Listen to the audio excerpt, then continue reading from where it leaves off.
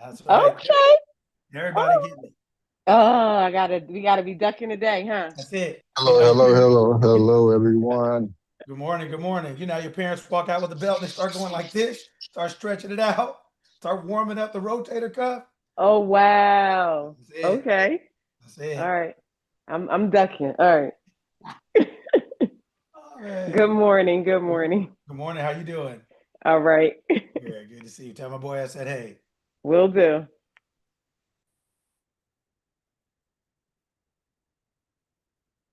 Marco, good morning, my good man. How's it going? Going pretty good, brother. How's it going on your end? Oh, man, everything is good. Everything is good. Everything's wonderful. Yes, sir. Yeah. Yes, sir. Yeah, we gonna, like the old like the old Jay-Z song. We gonna do it again. We gonna do it again today.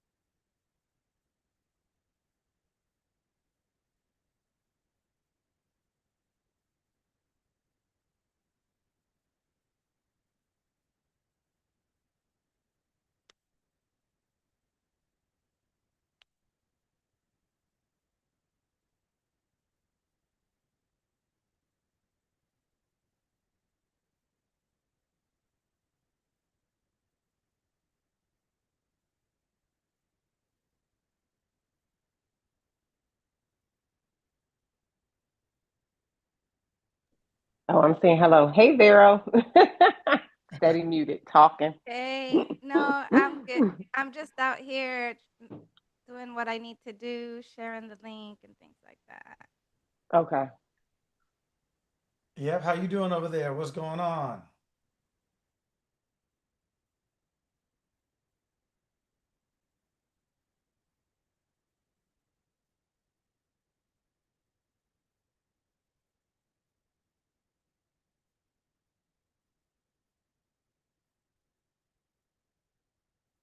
I don't think she heard you. It's okay. I'm sorry. What you said? Were you talking to me? Oh yeah, no, I was just saying hey, what's going on? Not much. We actually, yeah, those are good. We're actually about to go to a funeral, which is not my favorite, but so I'll be on. I may be on for a minute and then have to jump off, and Yeah, we'll be in the car. So understandably.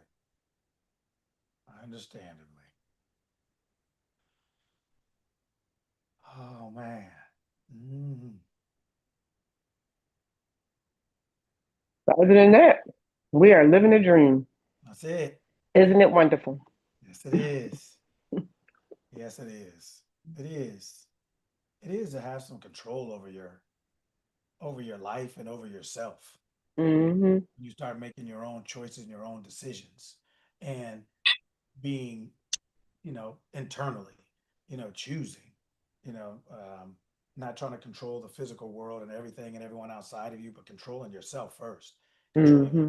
your mind, making your own decisions of who you are and what you are and how things are going for you, taking control from the beginning, from the creative aspect of the experience, not just from the effect aspect. Because by that time, I mean, it's already showed up.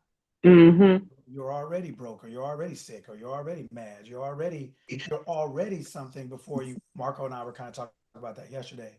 That on this on this journey of remembering who you are, you'll start to realize more often that you have become what you wanted to be before you realized it. Almost like a growth spurt, like you didn't realize you grew and somebody hadn't seen you in a while. They're like, hey, you grew and you didn't really realize it. I've found and I find that when you first start off wanting to be something, I want to be rich or I want to be healthy or I want to be something. So you start, like we're saying, from the creative aspect, you've chosen I want to be this thing and you've decided that it's true for you. So now deciding meaning you eliminated all other options, that this is just what it is. And the longer you stay in that, the more you see. But it's like moving to a new city at first. Everything is already there, everything is already true. It's just not familiar to you, right? So you're trying to wrap your mind around this new city, this new environment, this new way of thinking in your mind, this new consciousness that you've embodied, that you've animated, that you've lit up to experience. So everything is already there. You're just not familiar with it. But the longer you stay, the more you see, the more things start to make sense to you from that perspective, from this new place, right, that you are. So, and so what happens is what you desire to become when you first started, so to speak. The longer you stay, you realize at some point you realize like, wow, I'm actually this thing. Wow, I'm actually comfortable with the city. You become comfortable with the city before you are a fish, before you are consciously aware that you're comfortable. You're aware that you're uncomfortable, but you never actually become aware of when you are comfortable until it's already that way, right? So when you take control of your experience from the creative aspect from the beginning, like, okay, I'm choosing to be this, and I've decided that what I've chosen is now it. You look up one day and you are that thing. You didn't really recognize when it became that for you. There was no fireworks or there was no ceremony, but you just realized at some point for some reason that, hey, I'm actually the thing I wanted to be. I'm actually speaking somewhere, or I'm actually, this is happening to me. This is happening to me. You realize that you're having the physical experience of the thing that you desired. Uh, you're having the physical experience of your desire. What was once your desire, you're now actually having that physical experience. So that's good.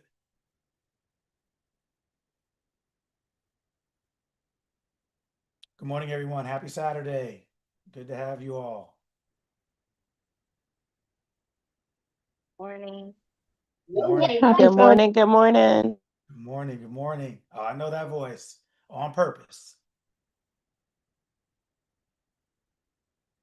All the time.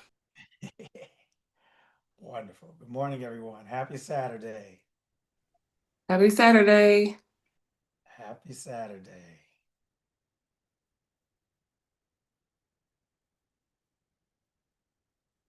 Shoot, this looks like it's go time. Is it me? Is that right? Yes, it is. I just need a little time to get the stuff you sent me together. All right, here we go. So happy Saturday, everyone. It's good to see everyone. We're here back at it again, doing it again. Isn't it wonderful? All right. So working with people, everyone is different. Every individual is different. So when having an experience with a person, what I say to one person, I may not say to another. How I say something to one person, I may not say to another.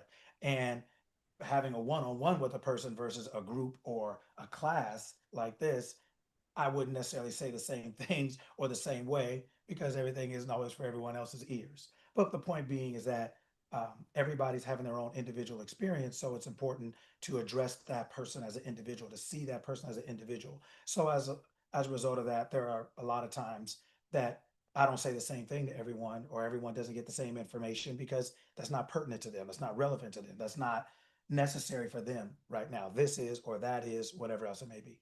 Then there are those times like this, like today, or especially for those of you I've spoken to this week and those of us in the group, where it's important for everyone to hear the same thing at the same time, the same way. And you take from it, you filter it through your own identity, through your own experience, but there are those times where everyone needs to hear the same thing at the same time, the same way, so that we are all operating from a from a um, everybody knows the same thing, right? We're all operating from a common understanding, right? There are certain things that we need to have a common understanding about. From that common understanding, or from that common understanding of the information, you use it how you want, right? I But cannot it's important get your glasses for on. everyone at certain points to have common understandings of things, so that just so that you have the fundamentals almost, right? So that from there you can create anything. That's why I don't ever care what you want to be or what you want to do or what you are, as long as you're happy with it, because that's your experience. What I care most about is making sure that you have the information that it takes to know that you can do that, that you should do that, and for you to do that, to create whatever experience physically here that you want to have for yourself, right? So today is going to be a day where everybody's told the same thing the same way at the same time, so that we have a fundamental understanding of this particular thing. So give her a little bit more time. So somebody who is in with just a couple simple things. Like I said, people I've spoken to this week, we already know the answers to these things. The people in the group, we already know the answers to these things.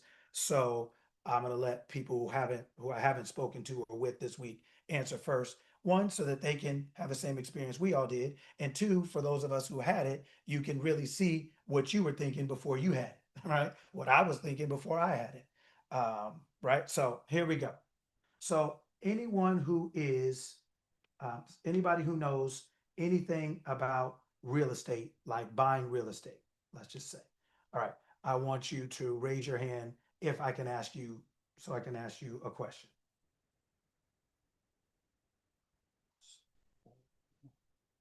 Uh, and then I'll come. Does anybody raise their hand? No, not yet. No. Anyone who does real estate want to? All right, go ahead. Marlon, okay. Yeah. All right, Marlon, you ready?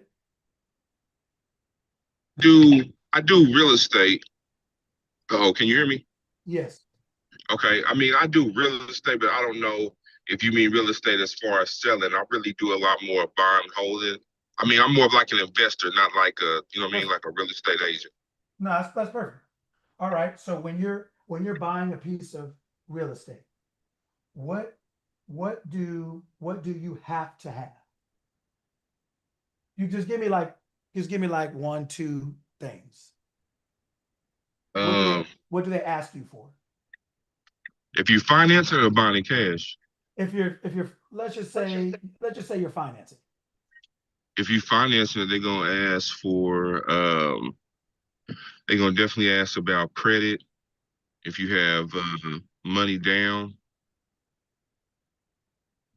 Okay. All right. So credit, money down.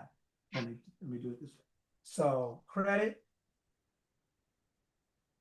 and money. mhm. All right.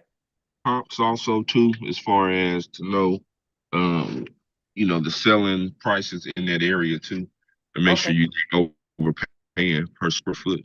All right. So you're talking about the comps. Yeah. All right. So all right, and we'll say comps. All right. That's perfect. All right. So these are the things that you have to have to be able to get a house.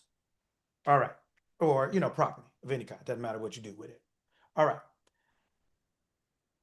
So,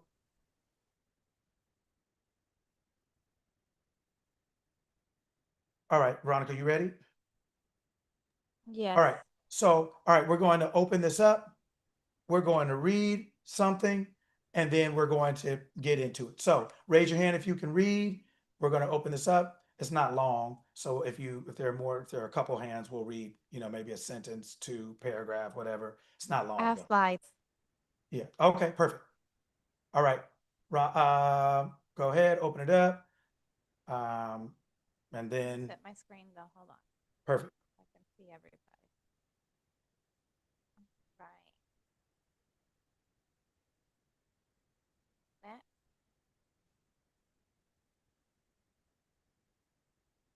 All right.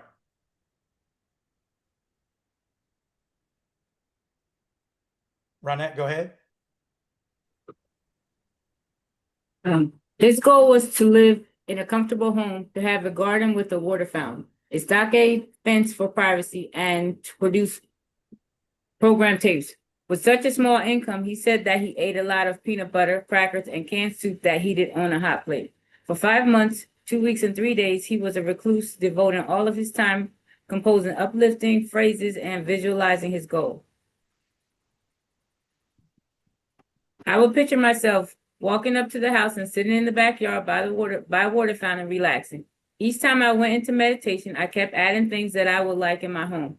Original artwork, oriental carpets, a library with books from floor to ceiling, and a circular staircase that would lead me upstairs to a massive bedroom overlooking the Hollywood Hills. And yes, a room upstairs that will be soundproof, stocked with recording equipment and plenty of tapes so I could make self-help tapes covering all subject matters. Okay. Who's next? Alexis. Alexis. One day, a knock on the door brought him out of his, what is that word? Reverie, and turned out to be the answer to his programming that included everything that he had been visualizing since being on his own. An attorney representing a client that recently died told him he was the sole heir to their estate. The attorney had contacted the radio station for Dr. Murphy's address as he had no telephone. While he began explaining how all of this came about, I sat back, pinching my arm to assure myself I was awake. The woman and I had never met. She was not a member of any church. The attorney told me that she had heard me on the radio. In fact, she had written down the messages that I had composed and read daily. I went into the radio station once a week and taped them for later airing. The messages made such an impression on her that she wanted me to continue my work in broadcasting and writing. He explained as he sat chewing on his cigar. Okay. Michelle. Are you ready to see what you just inherited? You are going to be quite surprised, the attorney said as he drove me towards the Hollywood Hills. All I could think about was, now I can make tapes that will benefit and uplift the listeners. I was in total shock. Not that my programming had come to fruition, but it took such a short time. Everything had programmed for and manifested. I almost blew it after we entered the home and I saw the circular stairs leading to the second floor and asked, is there a soundproof room upstairs? Intense astonishment touched the attorney's pale face. He asked, have you been here before? How did you know there was a recording studio upstairs? That's been a desire I had for some time, making tapes of positive affirmations. I found the majority of people have to read or hear something over and over before it sinks in. Listening to tapes repeatedly will help change their mindset, I explained. Not only did I inherit all of the material goods, there was a clause in that they will take care of the taxes and monthly upkeep of property. He chuckled with happy memories as he related his story. Okay. So what happened in this story? We just read what happened. If somebody's asked you what happened in that story, what would you say? What just happened? He saw he saw what he wanted and it came to be. Like he imagined it or believed it. Whatever he had in his mind, it happened, basically. Okay, yeah, but what happened? What happened? He got a home. He got a home. Mm-hmm. He got a home. So everybody, like I said, the ones who I've spoken to this week and in the group, you already know what we're getting ready to do. So everybody, if you can, if you're not driving or running around or whatever, I want you to get something you can write on. Get a piece of paper, get your tablet, get whatever you need, something you can write on. This is important, so pay attention. This is important. Get something to write on. This is important. Write down what I'm telling you to write down. This is important. This is not an exercise. This is important. I want you to see things. This is important. All right, give you a couple seconds to get what you need.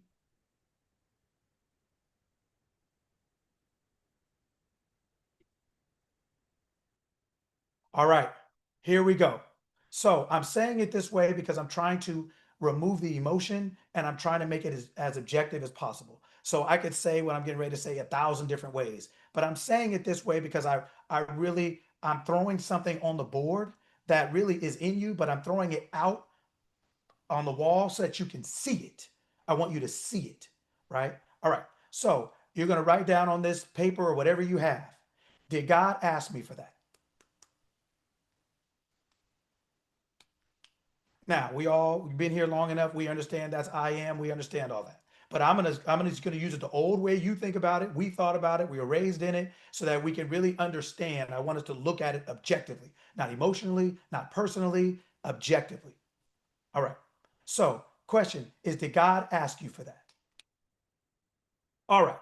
So now, we just heard that somebody just got a home. Now, I asked, what does it take to get a home? I was told it takes credit, it takes money, and looking at the comps in the area, which is going to determine what, if the price of the seller, if the seller's price is reasonable, rational, whatever you want to call it. But the primary two, credit and money. Other things too, but credit and money. That's what it takes to get a home, right? Along with some other things. So now, based on what Michelle was just saying, this person just got a house. How did they get their house?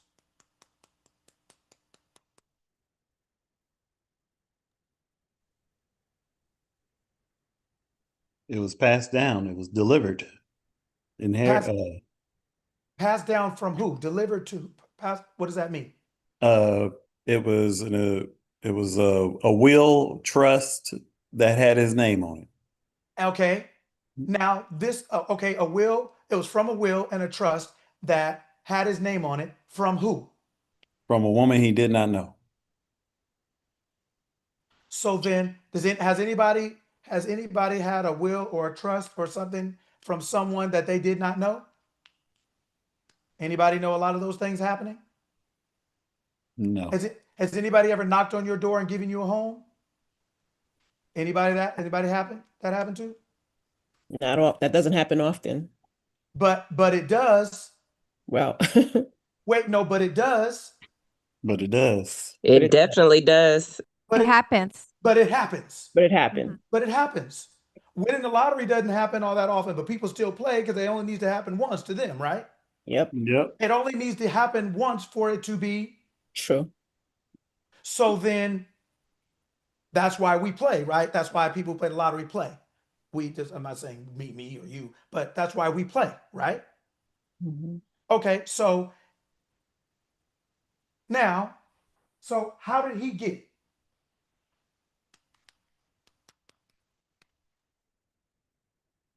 If it's from somebody he never met and that doesn't happen, how did he get it?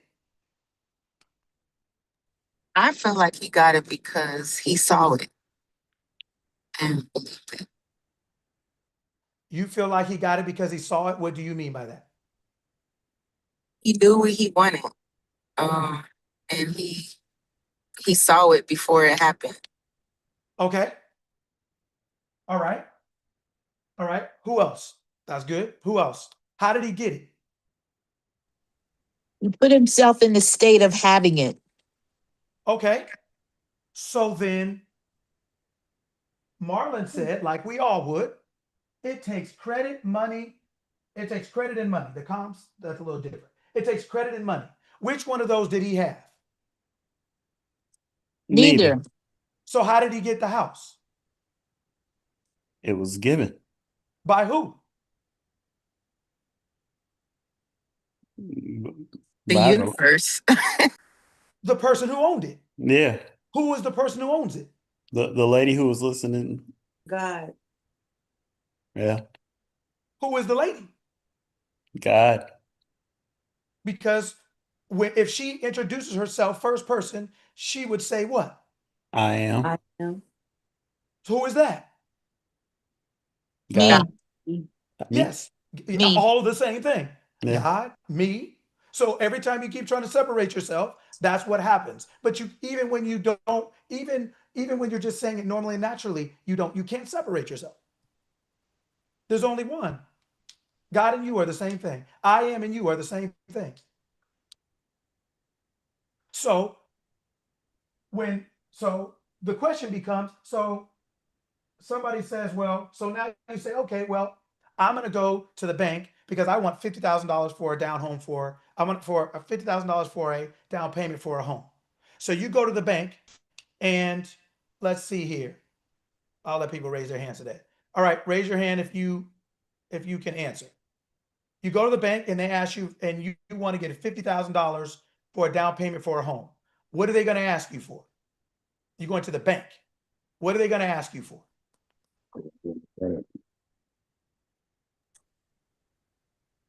Or your ID. Okay. So the bank is going to ask you for your ID and what else? You have a bank account here? Okay. Account. Collateral and credit. Okay. Credit. All right. So we said bank, ID, and credit. So now you go to God and you say, I want $50,000 for a down payment for a home. What does God say?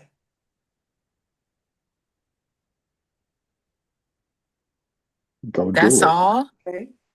Okay. All that stuff. Okay. Wonderful. So now God said that.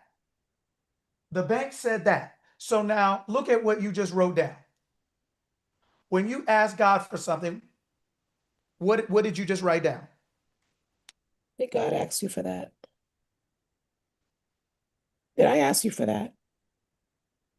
Did God ask you for that? When you ask God for something, did God ask you for the same thing that the people who don't even own it ask you for? Nope. Which one do you think you believe in the most? The people at the bank. That's why you don't have nothing. That's why you can't enjoy what you have half the time. It's not about God. God made the bank too. There's nothing wrong with money. God made it all. That's the point. Right? But the point of it is when you separate yourself and you start to believe that it takes this credit, money, and everything else, the problem with that is not that you believe that, but the problem is you don't believe anything but that. So that's the only way you can ever get anything. Is because it's only what you believe. It's not that you believe it, right? Even when he got the house, he's gonna have some paperwork, right? Eventually, with his name on it, right? With whatever it is. So we're not against paperwork. We're not against loaning because somebody got a loan for somebody to borrow. We're not against borrowing. Somebody got to be able to loan for you to borrow. That's not what it's about. It's about what experience do you think is possible for you? What side of the fence do you think you have to be on? Right? When you went to the bank, they asked you for all these things. When you went to God, did God ask you for that? No qualification needed Why not? because it all belongs to God anyway. Okay. Because we believe abundant. God don't need no verification check on you. He knows what you're good for. Because I am. It's already God. Because he is you. You are Me. him. Her. He is you. You are him. She is you. You are her. I am. The am in I am, the am is ab and mem. That means father, mother. That's what that means. The am in that means, that's what that means. Ab and mem. It means father, mother. Your consciousness has a father, mother aspect to it. The father is the thought. The mother is the feeling of that thought, the awareness of that thought. So the thought, I'm a millionaire. How that makes you feel, not emotion, but the awareness of being something. That's the mother. You put the thought and the awareness of that thought together, you produce a child. You produce an expression. That's what the am is. So it's not the ego, oh, it's a man, it's a woman. A lot of people, stupid people will tell you that. So, but you're not going to get that one here, right? It's consciousness, right? But it's showing you how consciousness works. So it splits it up so you can see how it works, what the whole piece looks like. There's the ability to generate a thought, and then there's the awareness that comes from that thought that's generated. I have the ability to say I'm a millionaire. And then from that thought, I have an awareness that comes to support that thought, that comes to germinate that thought, where that thought can germinate and then be expressed. That is the father-mother aspect. It's the personification. It's just showing you how it works in physical forms so that we can understand externally how things are working inside of us, internally. Right? So consciousness, I am father, mother. Thought and awareness of thought. That's all it is. Right? I'm saying he, I'm saying she, so that if you're a he or a she, you can relate to it first person. Women have a lot of problem with quote unquote religion because, hell, if I was a woman, I would too. Sit down, shut up, be quiet, close your eyes, cut your hair off, sit in the back, don't talk. I would too. I would too. Right? And then the men are like, yeah, I'm this, I'm that, and everybody. And most of us are the biggest losers in the spot. Right? So it's not a human ego thing. That's not what this is. It's just splitting it up like the left and right hemisphere of your brain so that you can understand how the aspects work. That's all it is. It's not a physical thing, right? All right, but it produces physical things. So did God ask you for that? When you went to God for $50,000, God didn't ask you for that because God said, well, first of all, God knows you because God is you. God credit and all the other stuff, God already knows your credit. All that, there's nothing God's going to be able to ask you that it doesn't already know. It's all rhetorical. So it asking you makes no sense. You trying to tell it makes no sense. It mattering makes no sense because it's all, what is it? The earth is whose? Mine. Yeah, that is true. The Lord's. The Lord's. Lord. And who is the Lord? And everything. Who is that? I am. I am. Who is that? Me. What? I am. Who is that? Me. Me. Me. Me. Well, like, why did you get mid and mild all of a sudden? That's why you don't have nothing. You can't give the same thing to a baby that you would give to a God, that you would give to an adult, that you would give to a mature person in mind. You can't give the same thing to two different things. If you are a baby in your mind, nobody's gonna, in their right mind, is gonna give you a knife. They're not gonna give you any money. They're not gonna give you a car. You're not gonna have a home. You're not gonna own anything in your life as a baby. You're not gonna be in control of anything in your life as a baby. So if we don't mature in our mind, we can have all the desires in the world, but we'll never be able to experience them because we're not mature enough to handle them. Like I talked about last week, this isn't about earning. This isn't about God not wanting to have you, God not wanting to give you anything. This is not about your awareness, because your awareness, I am, is suffering just like you're suffering in the sense of you not being capable to handle something because of your mind. I am doesn't get to experience that either. Not through you, and that's the whole reason you exist. You are the ice cube. I am is the liquid. I am turns itself into an ice cube, a physical form, and when it's done, the physical form will melt right back into the liquid. It's only one substance. So when you look in the freezer, it looks like, oh, this is ice. No, it's just solid water. When it melts, it's like, oh, this water, the ice melted. It just went back to its original form, but it can be ice or water. It's only one substance. What's the difference? You can have a physical body named Monique or Marco, and you're still I am. What's the difference? The form just looks different, but it's the same substance that creates both forms. It's just two different expressions but it's only one thing. A different expression doesn't mean a different thing. It's still one thing. You are still I am. You can call yourself Ice Cube, like an ice cube, or like the rapper. Doesn't matter. You're still liquid. You're both. The two are one. That's it. So when you ask for $50,000 from God, God says yes. Okay, cool. So now what do you have to do at that point? So all of them for $50,000, they want your credit, money, right? ID, account, credit. They want your blood. They want your plasma, your firstborn. They want a hair sample, a blood sample, a urine sample. They want your job, phone number. They want 1,000 million things from you. God wants one thing. What is that one thing? And we'll let the people who weren't here yet answer. Believe. Believe. Believe what? He wants you to be prepared. I am. Believe. Believe what? You already have it. It's already Awareness? yours. Is it awareness? Believe Awareness that of I what? am. That I Awareness am. of self, awareness of who you are, your power. So what does that do in this example? You already have it. It's already yours. So then that is the only requirement. If you already have it and it's already yours, so if you go, why do we go to God for things? Why do we go to our awareness? Why do we go to God for things? Because we get distracted with the credit and the No. okay. Why do we go to God for things? To remind ourselves, to ask ourselves, to check in with who we really are, to ask ourselves and remind ourselves what we need. No. Why do we go to God? Okay, I know that voice. I know that Because voice. because we want something we're without. Because No. we want Because he's something. our father. Why? Because Okay. he has it. Yeah. Why does your child come to you for something? Because he's our father. Why do they come to you for something? Because we got it. Because you If got we it. got the answers. Because your child comes to you, your daughter, Kari, comes to you because she knows you got it. Or she believes with all of her heart. You got to tell her you don't have it, right?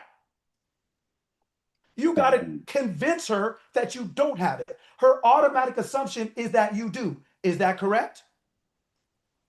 Yep. If she asked, if she looked up in the sky and was like, damn, that's an airplane. I think I want one of those. Dad, can I have an airplane?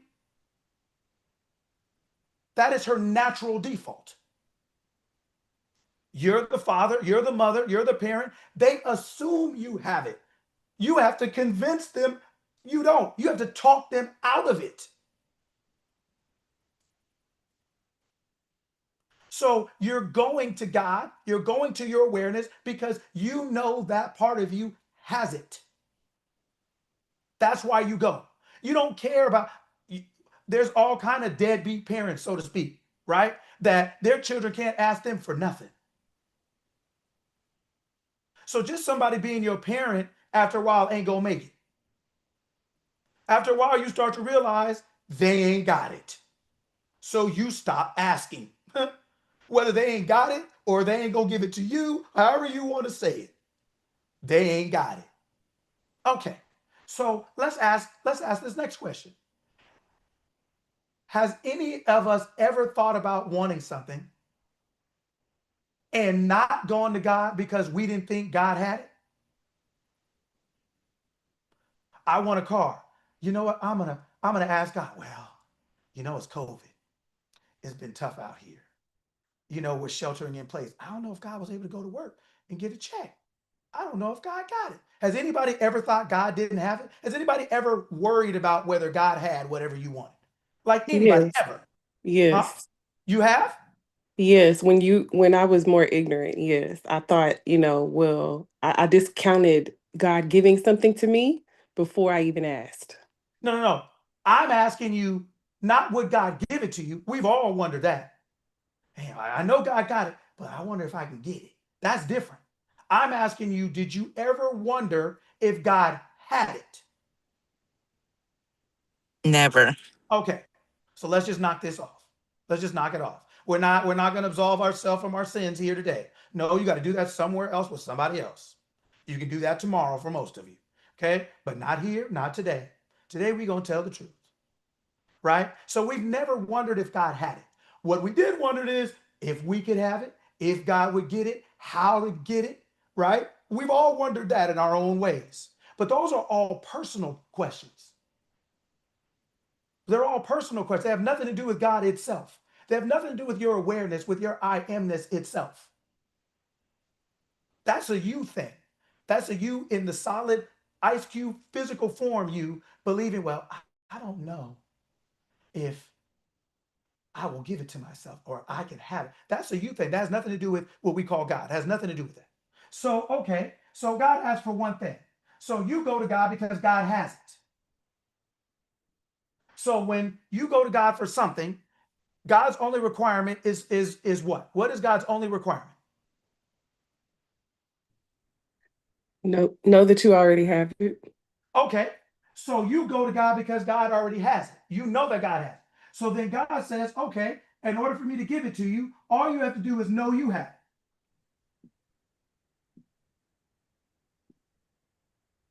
Okay, so if you ask God, hey, do you got that? What would God say? Yes. If God turns around and asks you, do you have it? What do you say? Absolutely. Bullshit. You are lying. You guys are lying. Today you are lying. It is, well, I don't know. I'm waiting on the Lord. Well, I will if it's God's will. Well, if it's God, when God's timing, I'm not worthy. I gotta deserve it. I gotta earn it. I gotta work for it. You can't ask God, you can't ask God for something and sit around and do nothing. No, say all the things you normally say. Don't clean it up now because I didn't clean it up for you. No, don't clean it up now. You don't say that. You don't say that. This is what you say.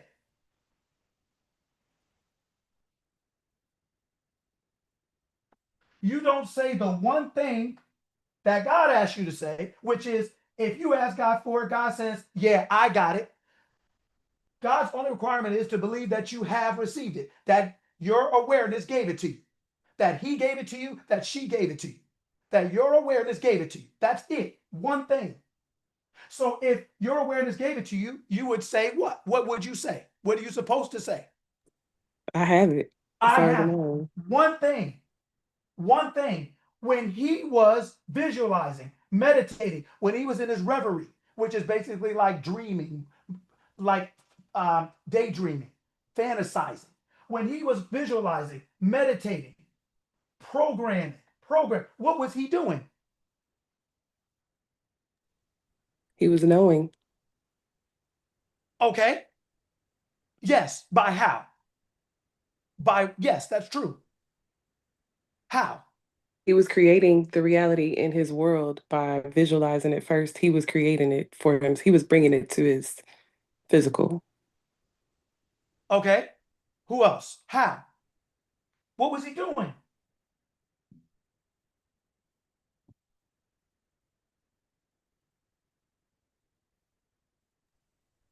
He was saying that he had it. Yes. He was owning it. Yes. So he was present. ING. He was INGing, he was acting, he was verbing. He was constantly owning over and over and over and over in his mind. He was saying, I got it over and over and over in his mind. That's what he was doing. It wasn't, he was meditating, he was visualizing, it wasn't what he was verbally saying. It was what he was visualizing. He was ING, visualizing, meditating. He was programming. He was constantly seeing himself as the person who had what he wanted. Constantly. What did he say? He was doing it for 5 months.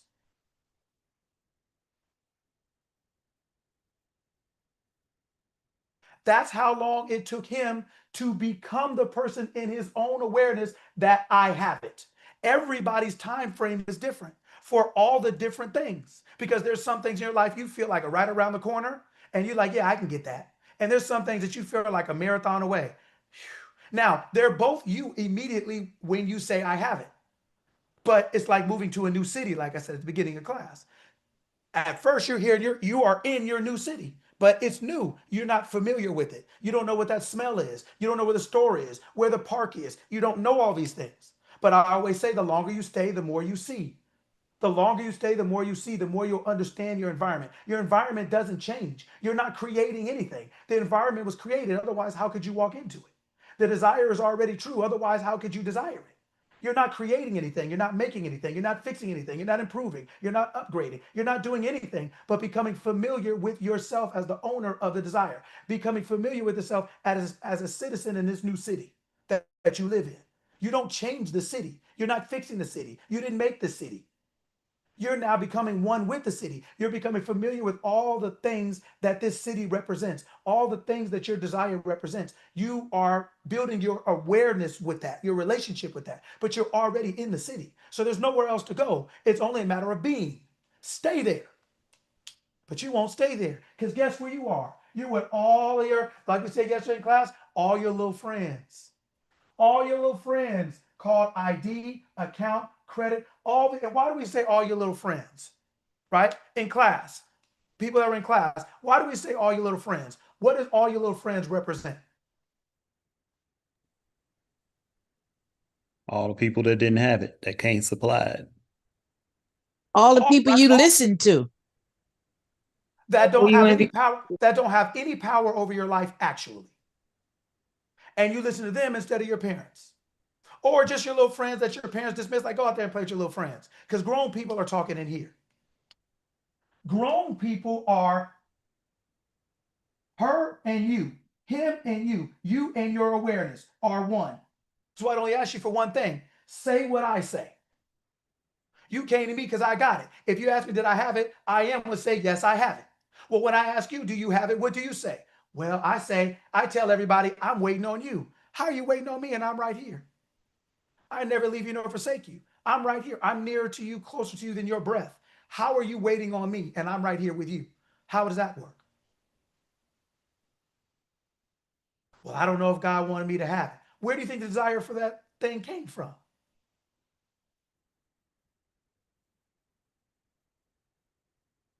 You think you're creating something. But when you move from New York to Atlanta, did you create Atlanta? You just moved in as it was, right?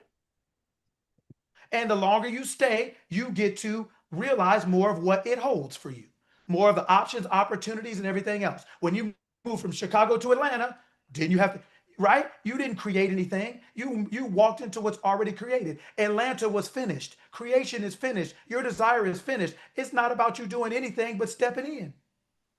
But I know if you in, it takes me 1 minute to talk to a new person to know where you are, if you in or you out.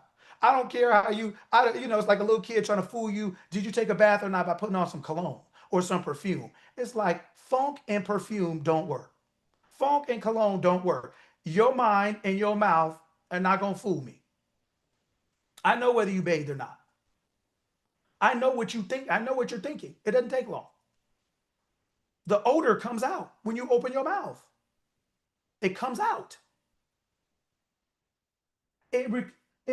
Your awareness, your I amness required, because guess what? When you ask God for something, when you ask I am for something, in that moment in your mind, you're asking from the place of or the state of what?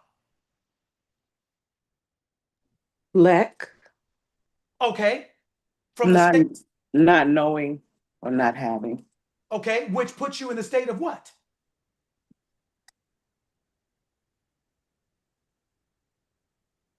Desire. Not. Who are you asking?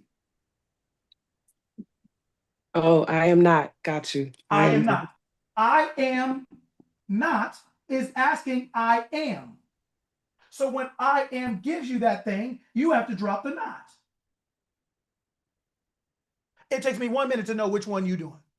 Are you I am or you I am not? You can dress it up, fancy it up, give me excuses, reasons, rationalize it, reason it. But why are you trying to do all that when you don't even have what you want? Why are you trying to sell me something when you don't even have what you want? And you want me to listen and want me to either agree or feel bad, or why? When you could just drop the not. But that's the one thing I am requires, and that's the one thing you won't do. You won't do it. God didn't ask you for that. When you wanted $50,000, God didn't ask you for your credit. God didn't ask you what your education was. God didn't ask you why you didn't do 10 push-ups. God didn't ask you. God doesn't require all that. Your awareness doesn't require all that, because your awareness, the earth is the Lord's and the fullness thereof. So let's ask the question. If you want to move into an apartment building, right? You're a renter and you want to move into an apartment building. And say one of your friends lives in that apartment building, and you're like, girl, this is a nice spot. How do I get up in here? They're gonna tell you what? What are they gonna tell you need to get up in here? What are they gonna tell you? Deposit first and last month's rent. Credit application. Ability You to gotta- pay. You Okay, gotta perfect. fill out the application. Okay, perfect. Now you run into the owner, walking up to the place. Getting ready to go see the apartment. You've never seen the owner. You walk up to the owner and they're like, and they say, hey, good morning. Hey, good morning. Oh, nice day. Oh, great. Oh, yeah, I'm getting ready to go see this place. Oh, are you Marie? Yeah, Marie. Oh, I'm the owner. Oh, wow. So you go up together. You tour the place. They're like, oh, it's wonderful. The owner says to you, you know what, Marie? I like you. Can you just give me first and last? Yeah. That's it. So now, everything that your friend told you that you needed, but the owner said you just need first and last. Which one of those would you bring? The first and last. First and last. Why? It's the VIP. That's the awareness. Yeah. Because I'm with the owner. The owner said it. It was the owner. Your friend don't dictate. Your little friend doesn't dictate anything to you. The owner is the only one who can tell you anything because the owner has what you want, right? Why do you keep listening to people who don't have what you want? The owner said bring first and last, and you sitting around going through your credit. You running your credit. You over here going to your boss for a reference. You going to your cousin who's not really your cousin, but it's your cousin. You going to them for a reference. Then you going to somebody else and saying, "Can you give me with the first?" You going to all your little friends instead of just doing what the owner said. Just bring the first and the last. That's it. But you let your little friends convince you that you need all of this. There's nothing wrong with all of this. But my point to you is all of this can't be a law. See, if you deal with rules, there's too many variables. You don't know when they apply, to whom they apply. Then you get mad at a rich person because they'll rig the rules and create a loophole for them to slip right through. And instead of being rich like them, you just mad at them. I don't know why you make that choice, but that's a whole nother story, right? So rules don't really work. You need to go by the thing that never changes. Why do you think we can fly a plane? We don't change gravity. We understand it. We learn how to work with it. We understand it. You ain't going to change it. Once you understand the law, you learn how to work with it. Because it's not changing. So you need to. You need to understand what it is to be understood about what's real. That means a family saying, and none of us know what it means, but we all understand when we say it. Right? You'll have to learn how to work with the law. The law is, I go to God because God got it. God's only requirement is to say, yes. So once I give it to you, you can't say you don't. You can't say, I'm going to get it later. You can't say one day over the rainbow. You can't say, well, when the bank says I have the house, that's when I have the house. Well, guess what? So here's what happens. You ask God for something. God says, just say you have it. But that's not good enough for you. So you decide, well, that ain't enough. I'm going to go over here and I'm going to do all these things. So you spend all your time doing all these things. You spend none of your time doing this thing. So now when all these things happen and then the place, the house falls out of closing, right? You're closing, the house falls out of escrow. Or, the owner doesn't want to lower their asking price, or they don't want to fix something. They don't want to help you on closing costs. You spend all your time, so this essentially is where you spend all your time and all your effort. That's why you think efforting is so important, because you run around with your little friends. You run around with your little friends and they tell you all the things you run around with all your little friends and they're telling you everything it takes to get their apartment, but you won't listen to the owner. You've met the owner told you what to do. But you think you're a better person and you're earning something by all the other stuff. The owner said first and last. You walk up there proud. I got the first and last. I was up all night running my credit. And then I called my cousin who's in credit repair and they repaired my credit and I got it back to you. And the owner's sitting there looking like, what did you give me all this for? I didn't ask you for that. I just asked you for the first and last. It's not going to get you a different apartment. It's not going to get you a better apartment. I've already given you the apartment. Who is it you're actually trying to satisfy with all this work you're doing? But all of you get on here and try to tell me how hard you're working. And when I tell you, just assume you're this thing and stop moving. But that ain't enough for you. Okay, well, that's why your blood pressure's high. That's why you're anxious. That's why you're worried and stressed. Because you're running around doing all these things here, and the owner only asked you to do one thing. You asked me for it because you knew I had it. I gave it to you because I had it. All I ask you for is to say the same thing that I would say. I got it. I have it. Now you are living the same life God is living as the owner. If you're the owner, are you worried about what you have? No. No. So if you have $50,000 and you put it down on a payment on a house, and they tell you, oh, and your little friends tell you, oh, well, that's not going to be enough. Well, your little friends can't talk to you because you're the owner. Mm-hmm. No, it'll be all right. Okay, appreciate it. Thanks for the phone call. And when you get off the call, I have it. I'm not going to start saying what they're saying, because then guess what? I got to end up doing what they're doing. No, I have it. Yeah, I heard what you said, but you're my little friend. I didn't pray to you, fortunately. You're just my little friend. I didn't pray to you. Just imagine right here where I am, going down the little next flight of steps. I can see I have a window. I can see out.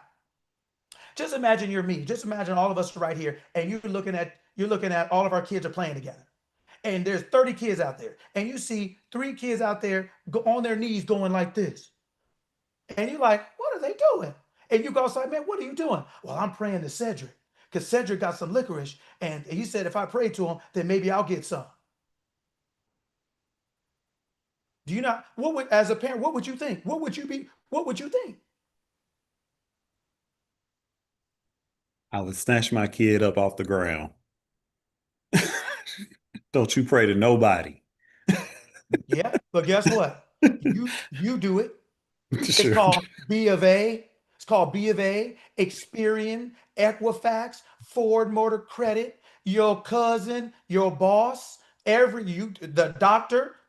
You do it. We do it. We praying to everything, but we're grown and we got some perfect. We make it look like we dress it up better. The kids just do it raw, but we dress it up, but we doing the same thing. Everybody swears in here they're not religious and they don't go to church. Yes, you do.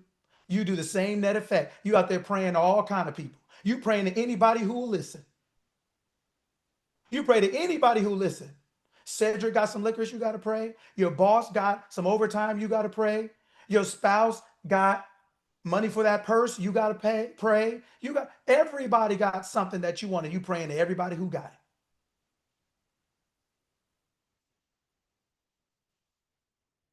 I mean, I don't want to say the name prostitution, so I'm not saying that. I'm just saying that you're selling yourself, and I'm just saying. But I didn't say that. I'm just saying, but I didn't say that, because I just said that I didn't say what I said I didn't say. Your back was towards the mic. It's one thing. God asks you for one. Your awareness in you asks you for one thing. Say what I said. I didn't ask you for that. So when you go and say, hey, I need a new job. I need to make more money for my family, or I want to have more free time for my family. Your boss is going to be like, go look at the calendar like, well, I am is like, bet. So I am got free time, don't it? Hello? I am has free time, right? Yes. Yes. Okay. So then you and I am are what? One. So if I am got free time, I have free time.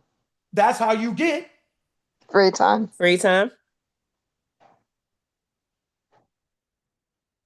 Your boss got any free time to give you? No. But the lady here, what did it say? He inherited. Another word for inherited, if somebody did what? Gifted. It was a gift. So did you earn it? No. He never met her. So was he worthy?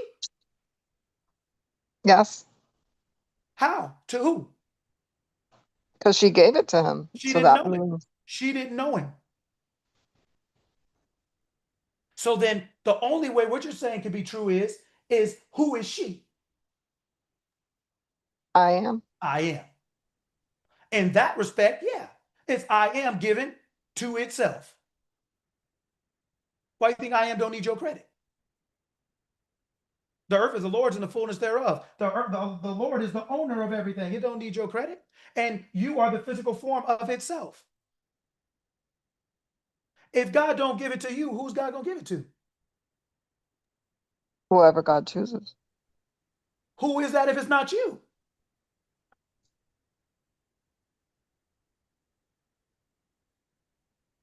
No, I'm just saying that yes, God is going to determine who God is going to give what to.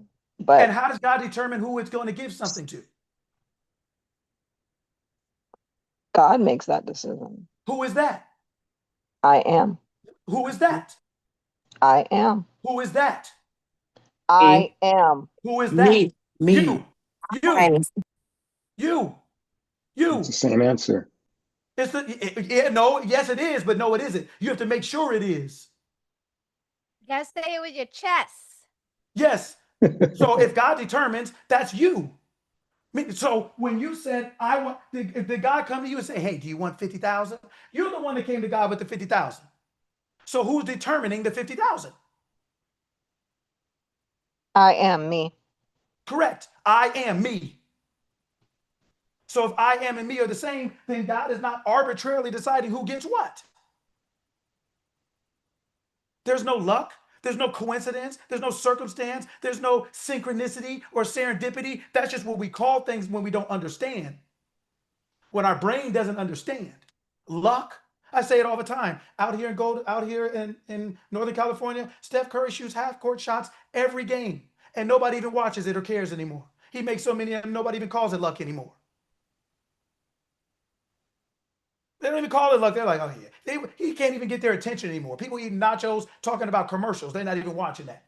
His pregame. They don't even watch it anymore. He makes too many of them. They don't consider it anything anymore. When you know who you are, you'll stop thinking there's luck. You'll stop thinking it's chance. You'll stop thinking it's hope. But over here, the reason you do is because you're always over here. You're always over here working and earning for it. You're always trying to pray to Cedric for some licorice. You're out here running around with your little friends, doing what they tell you to do. Instead of saying, this is who I am. And because this is who I am, then now I am being ordered. My footsteps are guided and my paths are directed by the awareness of the person who has it, because I am it. So everything I do is as an owner. I'm the owner now. Doesn't the owner act much different than the renter? Yes. I mean, does anybody here, if you live in an apartment building, does anybody here have the owner of the apartment building's credit score? Anybody got keys to their house? Nope. Well, how come they have your credit score? How come they got keys to your house? Because they're the owner. It's only right. When you're the owner and the renter don't move the same. They don't live the same. They ain't the same. Even if you live in the same building, it ain't the same. You don't move the same. When you have it, you don't move the same. You don't move the same. You just don't. You can see each other, be in the same building. Owner can live up there on the third floor. You live on the first. But when you see him, you don't call him a renter, do you? No. No. Don't matter how close they are to you. They ain't you. They don't move the same. No matter how close in proximity you are, they're not the same. An owner and a renter are not the same. That's why he live in the penthouse. And hell, the owner can live in any apartment they want. Yep. You know what? Yeah, I need that one. I'm gonna give you 6 months, a year, whatever else it is. Or when your lease come up, I'm not renewing it. Not in that apartment. You can move upstairs because you know what? I want to move downstairs now. I want a quicker exit out the building. I got to see the skyline. I can memorize. I already know what it looked like. Now I'm about to go on the bottom floor because I'm gonna carry these groceries in easier. You got to move. What you gonna do when your lease is up? What you gonna do? Nothing, because you're not the owner. You don't have any power. The owner has the power. Uh-huh. Well, if you walk around as the owner, who's got more power than you? If you walk around as the owner of $50,000 or the owner of whatever desire you have, there's nothing in the world that can stop you. If it can't stop God, it can't stop you. You and God are one. I'm using the word God on purpose because that's how most of us grew up. And so I'm using the same word and reframing what the word actually is and what it looks like. It's you. It is I am. It is I am and me are one. So whatever you say of God, you have to say of yourself. Otherwise, you get what you don't. If you don't say the same, if you say God is rich, I am rich. If you say God is rich and I am not, meaning God is rich and I hope to be, I'm going to work to be. Well, while you're hoping and working, what are you? I am not. You're not. You're not. So guess what you're hoping and working as? Not having I am not. Not. So guess what you're going to get?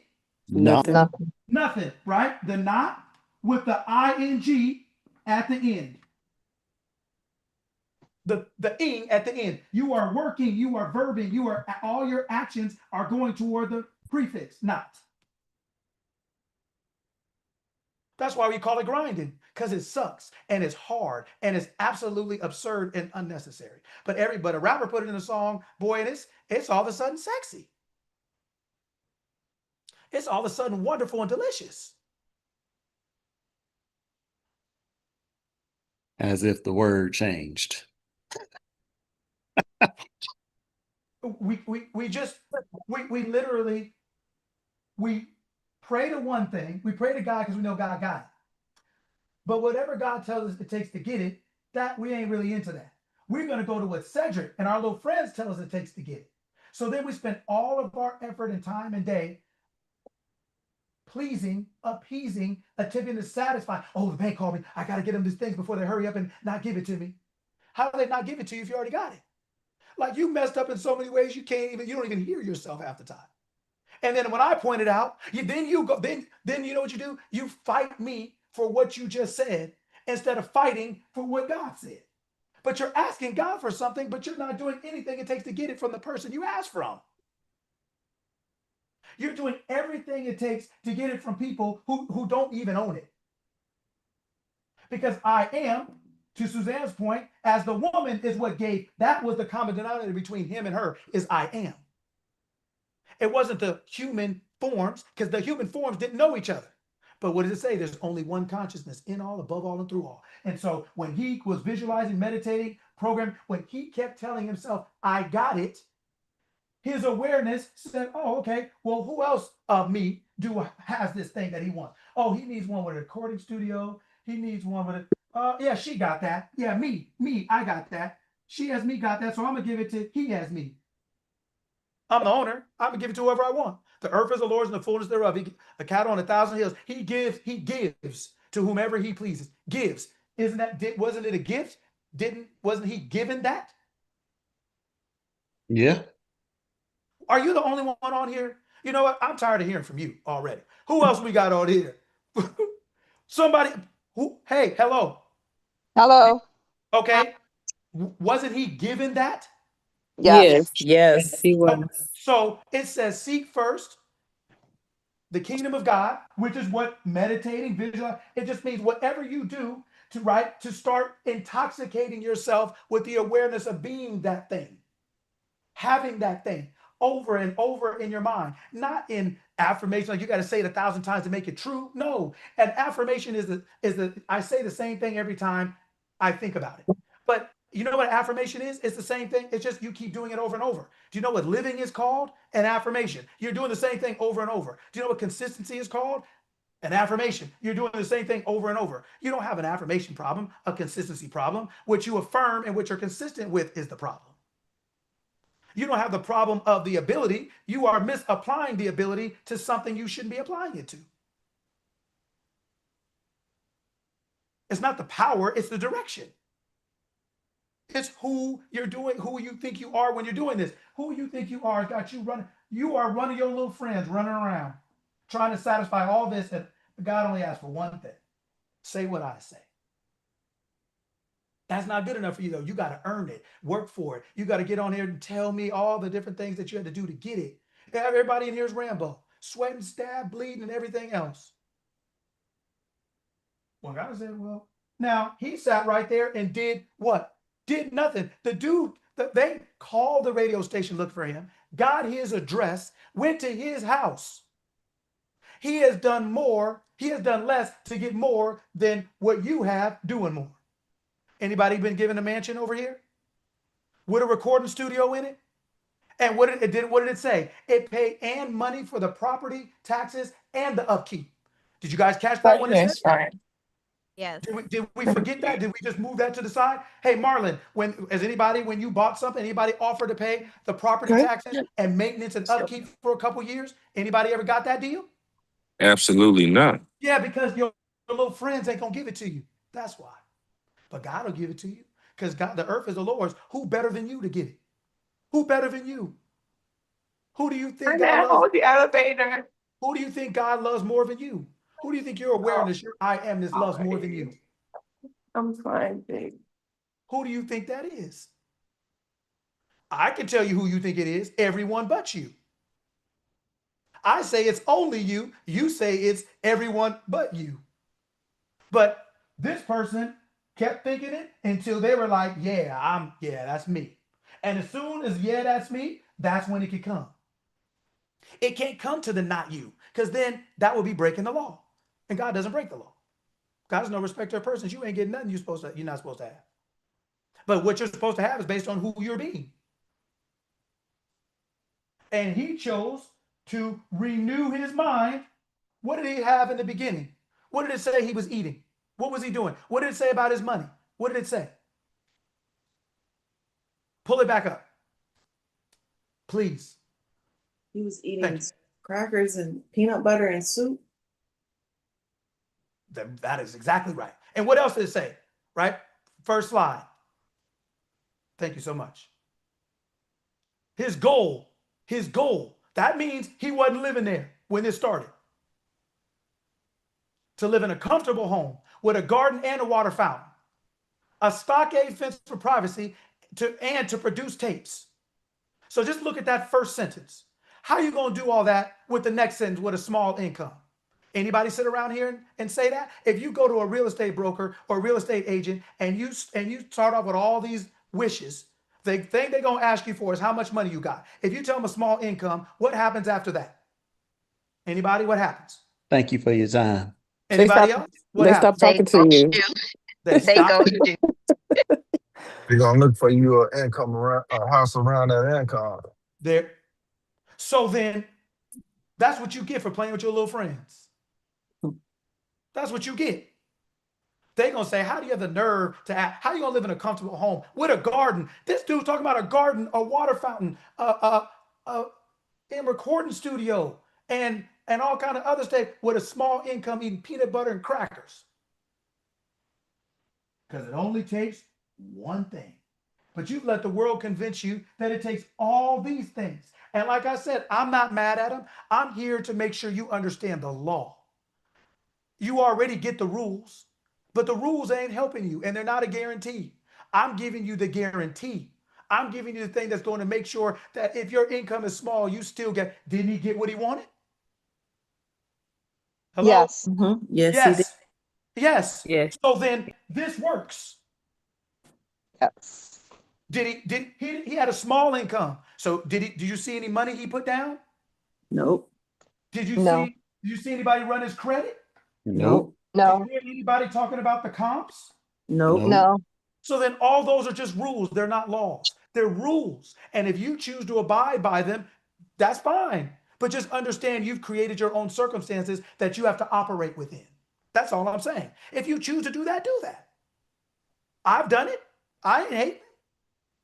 But I'm choosing day by day to cut off all the extra fat. If I ain't got to have it, I ain't going for it. I'm not going for the cap anymore. There ain't like they say in boxing, get a person out of there quick. You don't get paid for overtime. I've been in that ring long enough to know that ring is too small to be running. If you don't know what you're doing, it's going to hurt. And if you can get somebody out of there or off you, do it. You don't get paid for overtime. You don't get paid for pain and suffering. Your pay as I am not is nothing. That's your check. I am not gets the check of nothing. This person went from I am not, a small income and peanut butter and crackers, and went to, you know what? I want this. That first sentence was his desire. That was his 50,000. That was his 50,000. He didn't go. Did you notice? He didn't go to them. Did anybody notice that? Yes. Like, did you really pick up Yeah. on that? Yeah. Yeah. So when the book talks about seek first, it doesn't mean you don't go to a real estate. Somebody came to him. You are going to have human interaction, but on what terms? Who are you when you're having the interaction? Are you the owner or the renter? Are you the lender or the borrower? Are you on top and not the bottom? Or are you on the head or are you the tail? Is it I am or I am not? I am. It's the only requirement from the owner. And we complicate it. And we justify all our complications. But every single thing you tell me when I meet with you about why you aren't what you want to be are all the reasons you aren't what you want to be. They're just all the reasons that you're holding yourself back. They're all the shackles that you are putting on yourself. I can't afford it. That's one. Oh, well, I'm black. That's one. Oh, I'm a woman. That's one. Oh, I don't have a degree. That's one. Oh, I'm a black man. It's hard out here. That's one. Oh, well, I'm white and it's not good. That's one. Oh, all you're doing is showing me. I'm like, damn, that's a lot of chains. You got to, I hope you look like you're pretty strong then to get up out of those. You're either going to have to bust out of them or you're going to have to take them off. But you're not going to get anything with them on. But you talk about shackles like they're gold bracelets. Like they're a rapper's chain instead of a noose around your neck. Just asphyxiating suffocating every desire you have.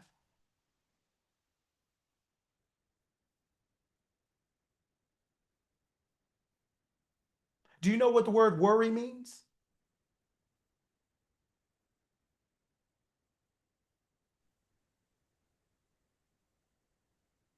There you go. Get on the internet. There you go. Look it up. I see some lights lighting up. There you go.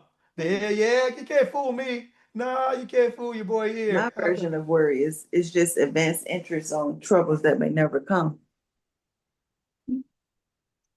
What does it say? To slay, kill, or injure by biting and shaking the throat. Oh. Choking you. It's choking you. That's what the word, when you break it all down, that's what the word means, choking you. That's the simplest way to explain. Yes. And that's why it's going at your throat. It's choking you. So it's basically killing you. Yes. And that's why God says, do not worry. That's what it is. Worry is killing you. It is asphyxiating you. It's choking you.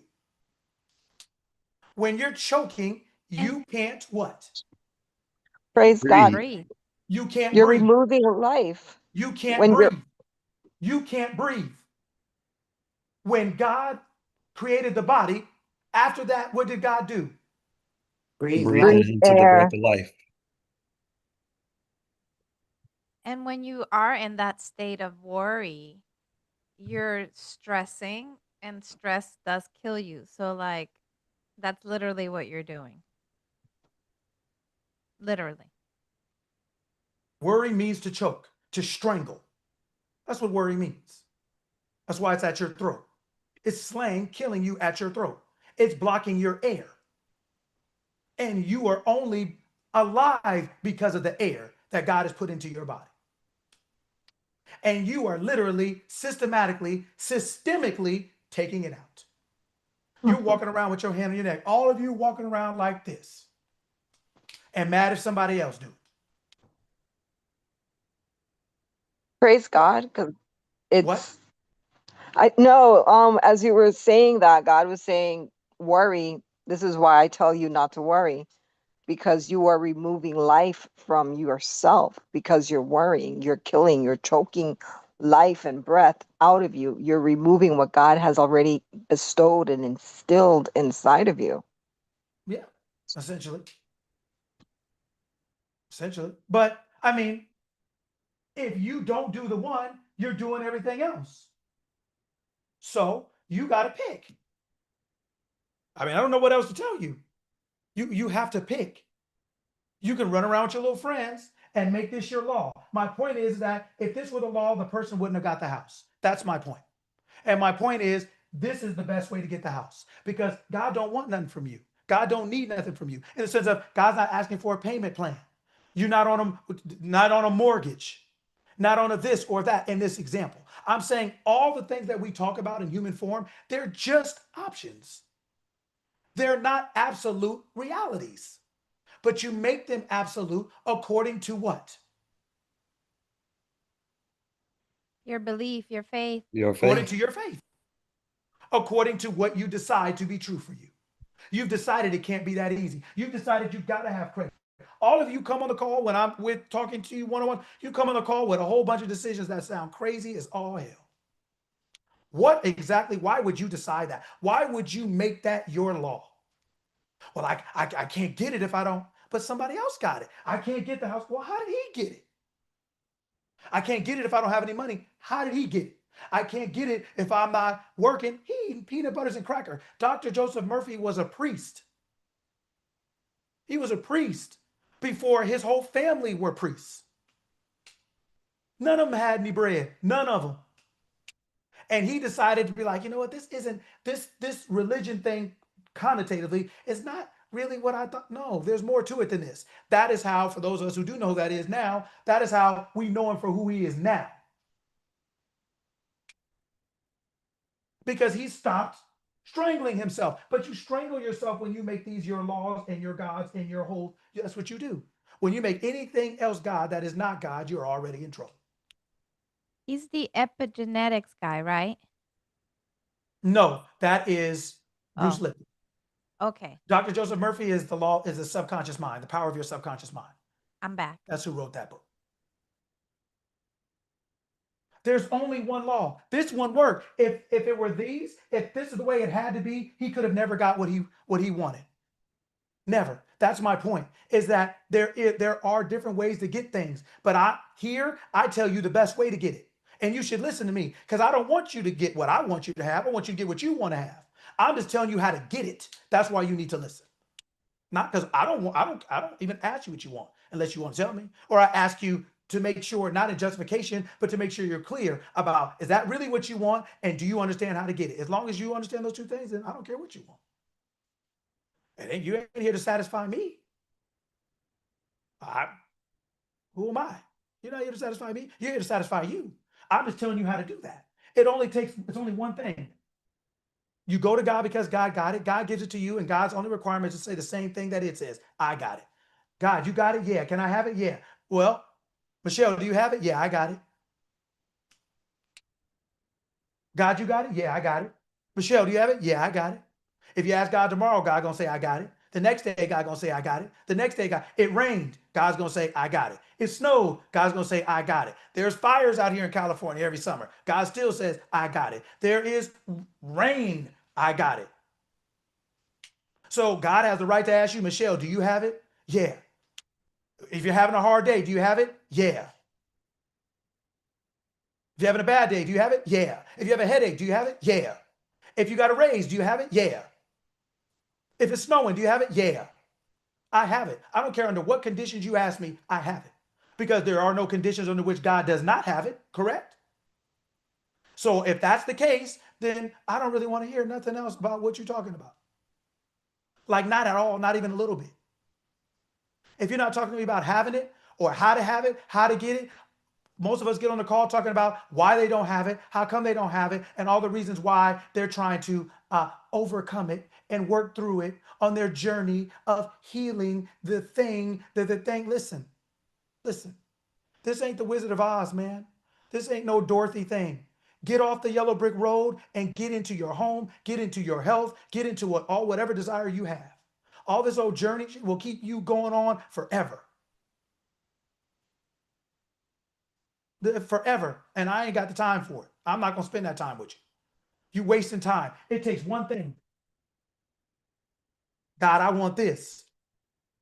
This is what I want to be, do, or have. Okay, here you go. All right. God, you got it? Yeah. You got it? Yeah. All right, now we're one. We see things the same way. So then I'm the person this experience can happen to. It makes sense. It made sense for him. He kept seeing himself as the person who had this thing. He didn't know that lady. He didn't know where the house was going to be. He just saw himself with these things. And he got what he saw himself with. And what? And unto him who is able to do exceedingly abundantly above all that you ask or think. Unto her, unto your awareness of being within you is able to do exceedingly abundantly above all that you ask or think. So he got what he wanted, and he got property taxes paid off and the maintenance of the place. He didn't have no job. He didn't have no money. He eating crackers and peanut butter in a mansion. Now, I guarantee you by that point, he don't need to do that anymore, because if he got the house, everything rises. God's not going to give you the house and you can't afford it, or you can't maintain it, or you can't, everything, all of your being rises to the level of that house. Mentally, emotionally, physically, find all of it. It is total congruence. It's the whole thing. God is not a heart rate monitor. It's not the stock market. It's not some of you here, some of you there, some of you here, some of you there. You ever heard of the common denominator? Yeah, that's what you operating on. Where are you overall? That's where your health is. That's where your money is. That's where your business is. That's what your relationships are. Where are you overall? It's going to regress to the mean. It's like a thermostat. It's going to find a way to heat up or cool down based on what you're doing in your house and the temperature exposing itself to it. This is a common thing we have to all be on the same page about. You have to understand this. God doesn't ask you for that. God is not asking you for any of the things that your little friends, the physical world, is asking you for. God is not asking you for that. And if you're asking God for something, you have to do what God asks you to do to get it, which is only saying, I have whatever I'm asking you for now. I now have that. I'm asking you because I'm currently in the awareness of not being, not doing, not having this thing. So I'm coming to you so I can now claim the awareness of being. So once I've asked you and you said yes, I can no longer remain in the state of mind of I am not. No matter how hard I work, no matter how many people agree with me, no matter how many times, Coach Luckman makes me mad because he says something that gets on my nerves, I don't really care. I only care that you win. I don't care. I like me way more than you. And when I look at myself in the mirror, I want to know when I got off this call, I told you the truth. I don't care what you think about it. I don't care if you like me or not. But no one will ever say, you know what? If he was wrong, he went all the way down with it. He believed it. We never saw any separation between him and what he was saying. Ever. Some of you saw me in person. You didn't see me doing nothing weird or strange, did you? You just see me be like, well, I didn't know he was out there. I didn't. Right? So all I care about is you winning. But you can't win if you have all these variables you have to satisfy all the time. It's exhausting. It's exhausting.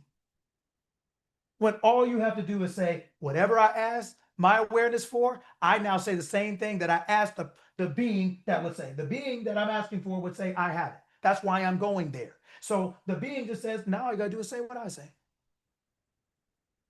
Get like me, talk like me, be like me. I am and me are one. What you want, God wants for you. It's the same. You are. You're just the ice cube. You're the physical form. And when you go back, you'll be the liquid. It's the same substance. There is no difference. So stop separating yourself. Stop thinking that there's something different, that you're waiting on something or waiting for something. You're not. Your awareness wants to express itself through you constantly, increasingly. That's why you have the dreams and desires you have. It's to expand you in experience. It's not for the thing. You're using the thing to focus your awareness of being so that you can experience a different level of awareness of being. The physical thing is for the physical body. You think God needs a house? You think God needs a building? No, that's not. That is for his body to be housed in. But he used that in order to become a different version of himself. That's what he was doing those 5 months, was becoming a different version of himself, seeing him constantly as the of that version. I am the one who has a house like this, and whatever else he was thinking. That's the law. This means this is guaranteed. This means anything you do this way, you will get. Anything this way, you will get. If you go over here, I ain't mad at it, but good luck. Maybe it works, maybe it doesn't. When they call you and tell you, oh, we can't close on the house because of so-and-so. Okay, well then you and your little friends get to stay at your old house or you stay at your current place. Cool, if you want to entertain your little friends. But over here, as for me and my house, yeah, I'm serving number one. I'm serving the Lord. I'm serving the law. Why fight hard for second place when you can win? I'm not really into that. I'll take second place. I'll take it. But if I got to earn something, I'm going for first. If I got to work, I'm going for first. If I have to get out of the discomfort of not being into being, and I got to keep telling myself I am something, even though my physical world says, hell no, you're not. And I got to keep saying to myself, yes, the hell I am. Yes, I am. Then guess what? I'm going for first place, y'all. He didn't do all that to get an apartment. He didn't do all that to be like, hey, well, we'll give it to you if you can afford it. He got the whole thing. Nothing missing. Perfect. He got perfection. The whole thing, nothing missing at all. That's what you're supposed to have. What does it say? Be you perfect as your Father in heaven is perfect. Isn't the ice cube a physical, perfect, isn't it a perfect frozen reflection of water? It's perfect. Because when it dilutes, when it goes back down, when it melts, it goes right back into the original form, right? It's perfect. You are perfect. It's your insistence upon not being or having to justify it or think you're going to earn it that doesn't allow you to reflect that. You are whole and complete. You were made that way. You're not missing anything. It's just the belief that you are. That's what's constantly making you chase things. When you start to identify yourself as your desired end, that thing will come to you.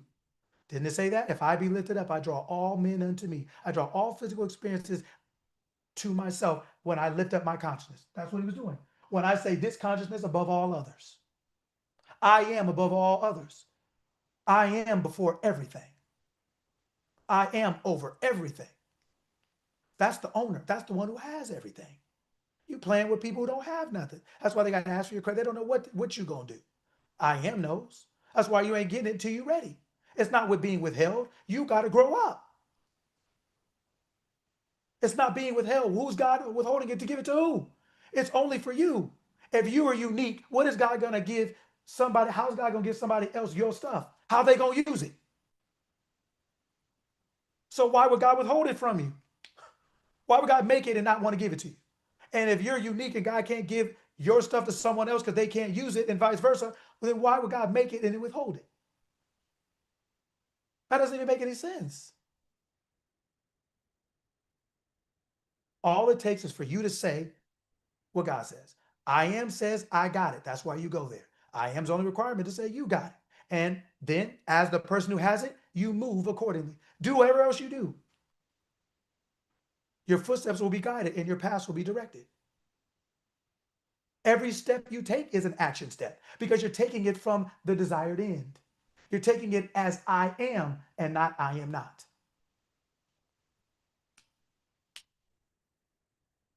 He was in the house when the dude found him. He didn't talk about going anywhere. He didn't go to no real estate sales. He didn't go to no yard sales. You didn't hear him. Dude, they found him at the radio station, found his. They all things will be added unto you. The people who know how to think keep telling you the same stuff. The people who don't are the people you listen to. You keep listening to people who don't have nothing. I am has everything. Your awareness in you has everything. That's why you have the desires you have. It's to get you to start identifying yourself as that desire. When you do that, now you're saying the same thing that your awareness is saying. And you and your awareness are one. So now the two become one flesh and you produce. The two are one flesh in the eyes of the Lord and the eyes of the law. If you listen, you'll get it. You'll get anything you want. It's all for you. It's only for you. So it's only for you anyway. There's nothing being withheld from you. God didn't ask you for that. Didn't ask you for that. Stop trying to do extra credit that ain't even applicable. God didn't ask you for that. Are you that? It's the only question. Are you that? Are you my very son, Esau? Do you feel like the person who has it? That's why Jacob, mother, the awareness representing consciousness, the awareness of what she said, I know how to make you feel. That's the mem. And I am. That's the M and I am. I know how to make you feel like the person who deserves the blessing, the birthright. I know how to make you feel. So when you have a thought, which is the ab, which is the male, the feeling of that thought, the awareness of being that thought is the female. You need both. Not one, you need both to produce. That's whatever it takes for that to happen to you. That's why people do affirmations, or people do scripting, or people do visualizing, or people do, it's true already. What does it take for you to know that, to have that awareness of being that? Whatever that takes for you. So I tell everybody, just like intoxicated, drink till you're intoxicated, smoke till you're intoxicated, until it changes your state. Keep thinking that you are whatever it is you desire until it changes your state.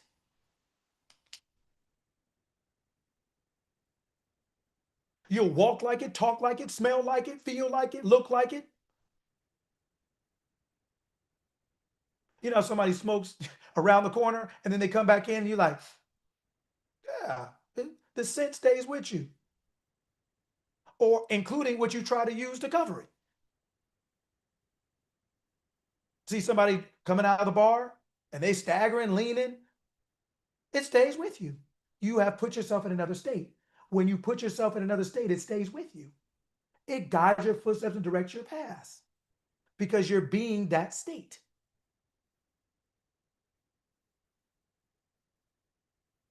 We've all fallen prey and victim to the hard work thing. Hard work meaning what it say? My yoke is easy and my burden is light. And you walking around talking about how hard you work. But that's what you do. Haven't you seen little kids play sports? They out there working hard. Coordination is all wrong. Catching is wrong. Throwing is wrong. It looks like a bloodbath out there. Nobody is dismissing their effort, but nobody thinks effort is enough.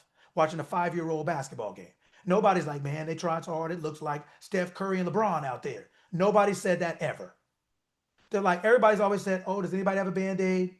Does anybody have some, right? So anybody have a Band-Aid? Anybody have some peroxide? Anybody have, hell, a stretcher? Does anybody have, you're trying to mask up their actions because it's uncoordinated.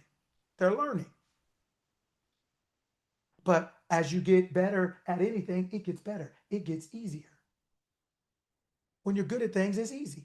It doesn't mean you don't apply effort, but it's easy. Because you know. And your hands, you're just using your hands to execute what you know. Your elbow doesn't have an idea. Your hands don't have any plans. They're not assembling anything. They're not making anything. They're not creating anything. They're only putting together what's in here. That's all your body does, is execute what's in here.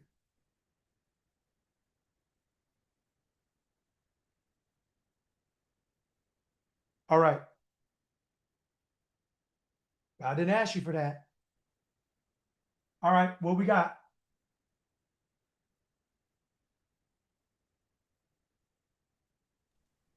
I don't know about everybody else, Coach, but I'm just like kind of not overwhelmed, but I'm just kind of like astonished, I guess. Like, okay, the main question, God didn't ask you. Yeah, Tamika, blown away. Like, did God ask you for that? And then the way you spent the question as you got into it, you spent the question because initially I'm thinking one thing, you're going in one direction and you completely change the whole situation. You go in a different direction.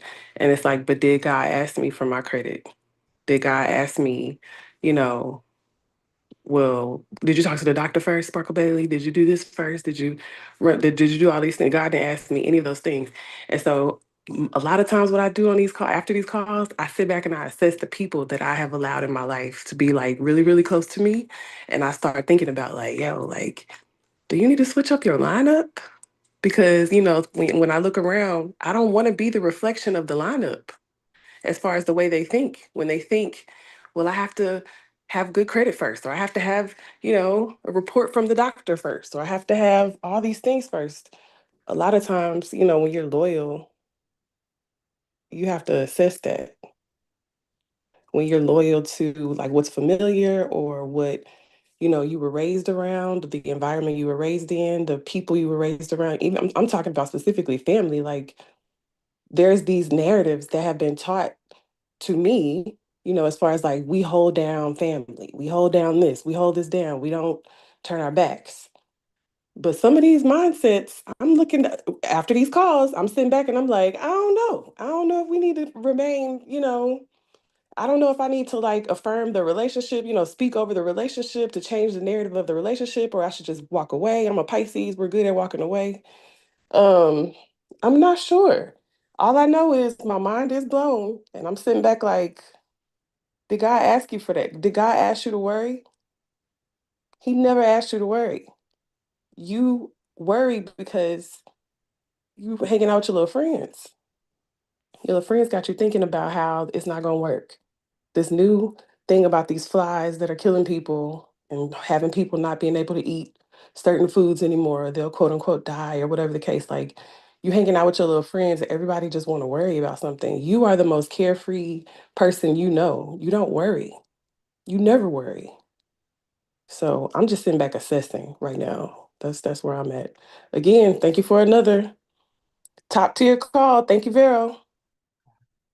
Wonderful. Yeah, little friends, right, represent anything in the physical world, but including your thoughts, right? Worry, stress, doubt, fear, anxiety, those are your little friends. Those are all things that you're believing in, listening to, that have no power to save you. They're not your salvation. There's only one Savior. There's only one form of salvation. That's I am. That's your I am awareness. It's your I amness. That's it. People call that God, but God didn't call himself God. God said, my name is I am. I am is me. I am is you. Salvation lies within. Kingdom of heaven is within. Christ is within. Right? Your I am awareness is within you. All of that is within you. And we're listening to everything outside of us. We are paralyzed by everything outside of us.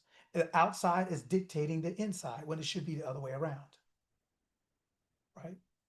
So that's what these calls are for, is to help us remember who we are.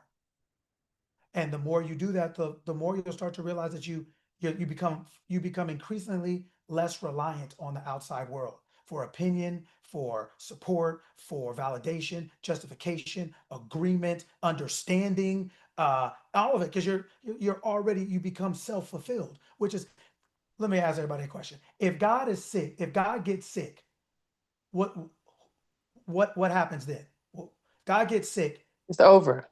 Okay. It's over. Okay, so if God gets sick and God wants to get better, what happens? He heals himself. Okay, so if God just says, okay, I'm just going to touch my arm, let's say, and I'm healed. What if God says, I'm too tired to do it, I don't really feel like, or you know what, I want to do something new. So God makes some medicine, and God makes some medicine that makes God healthy again. So God drinks the medicine and God is healthy. Well, who healed God? He did.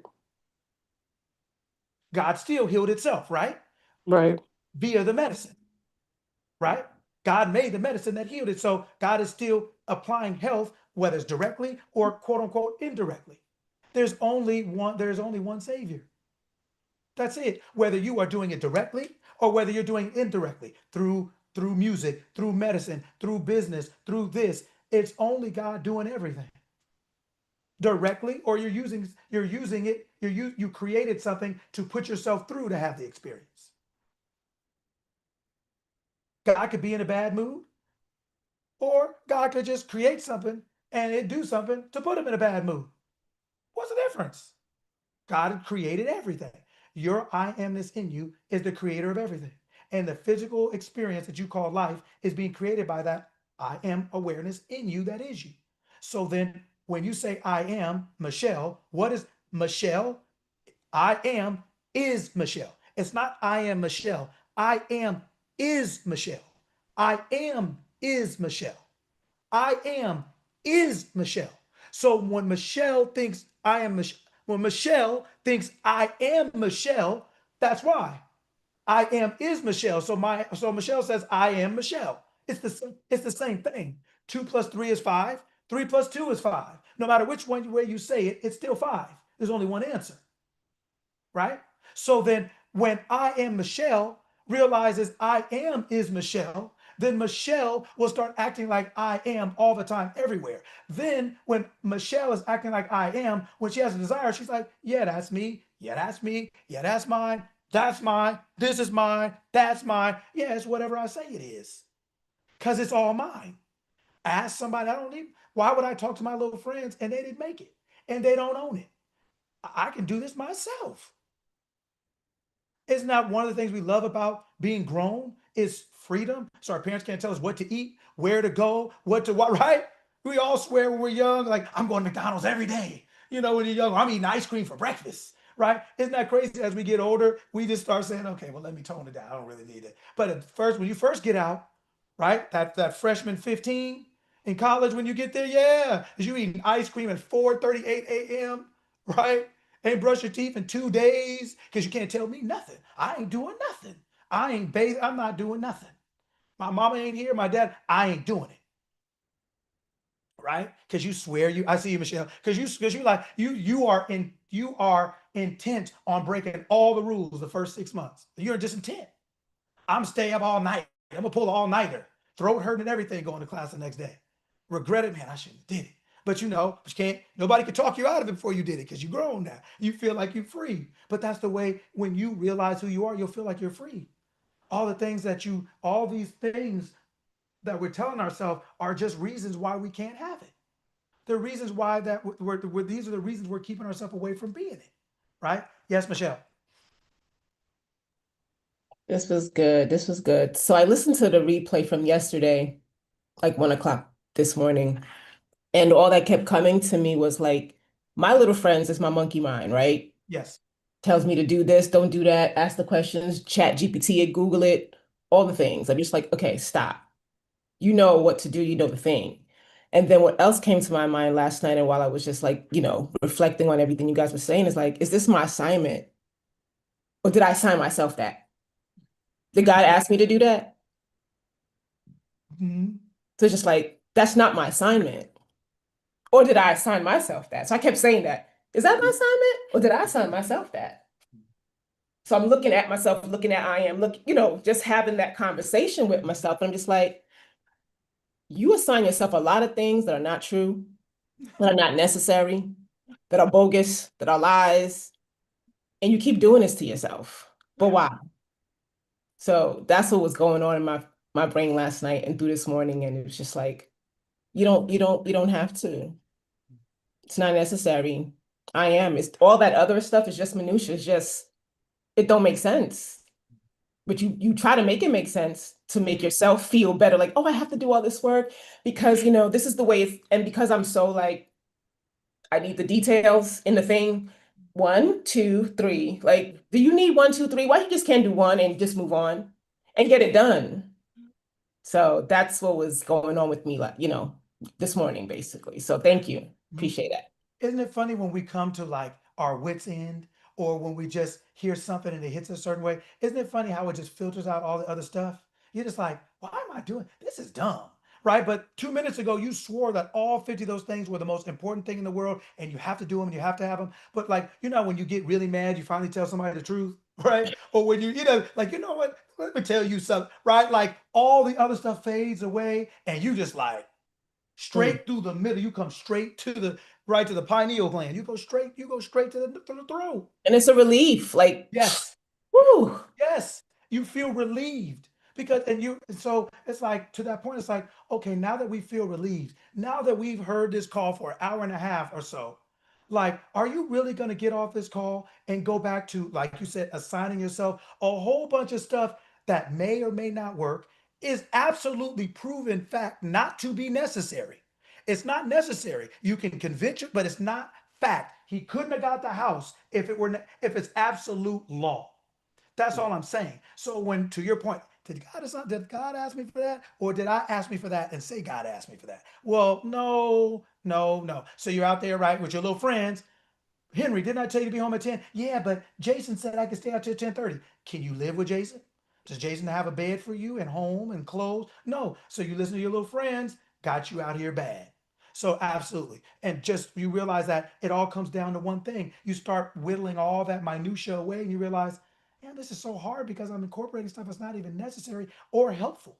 This isn't even actually helping me. It's making my journey harder, right? When I could literally just be like, I have this, or I am it, or I want to do this but you're clear, and you distill a lot of other mess and madness, right? So absolutely. Yes, Walter. So, Coach, great. great time. But you said something you said earlier when we were talking about Cedric out there playing in the field, praying that he'll get a piece of licorice. And then it made me think what somebody then said, well, who does he give it to? It said, oh, who God wills it to. I asked for it.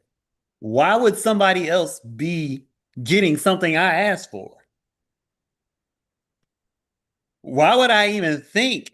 And then I realized that the church says it, if it be the Lord's will. They literally drag you out of the place where you asked for something, saying that only if he wills it. I asked for it. He said I have it. I said I have it. Now am I waiting to see if he wills it? If he really gives it to me?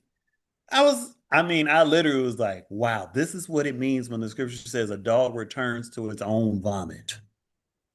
I was like, that's it right there. I'm sorry. You said not prostitution, so I said I wasn't going to say prostitution either, so I had to go find the thing that Jesus said in the Bible.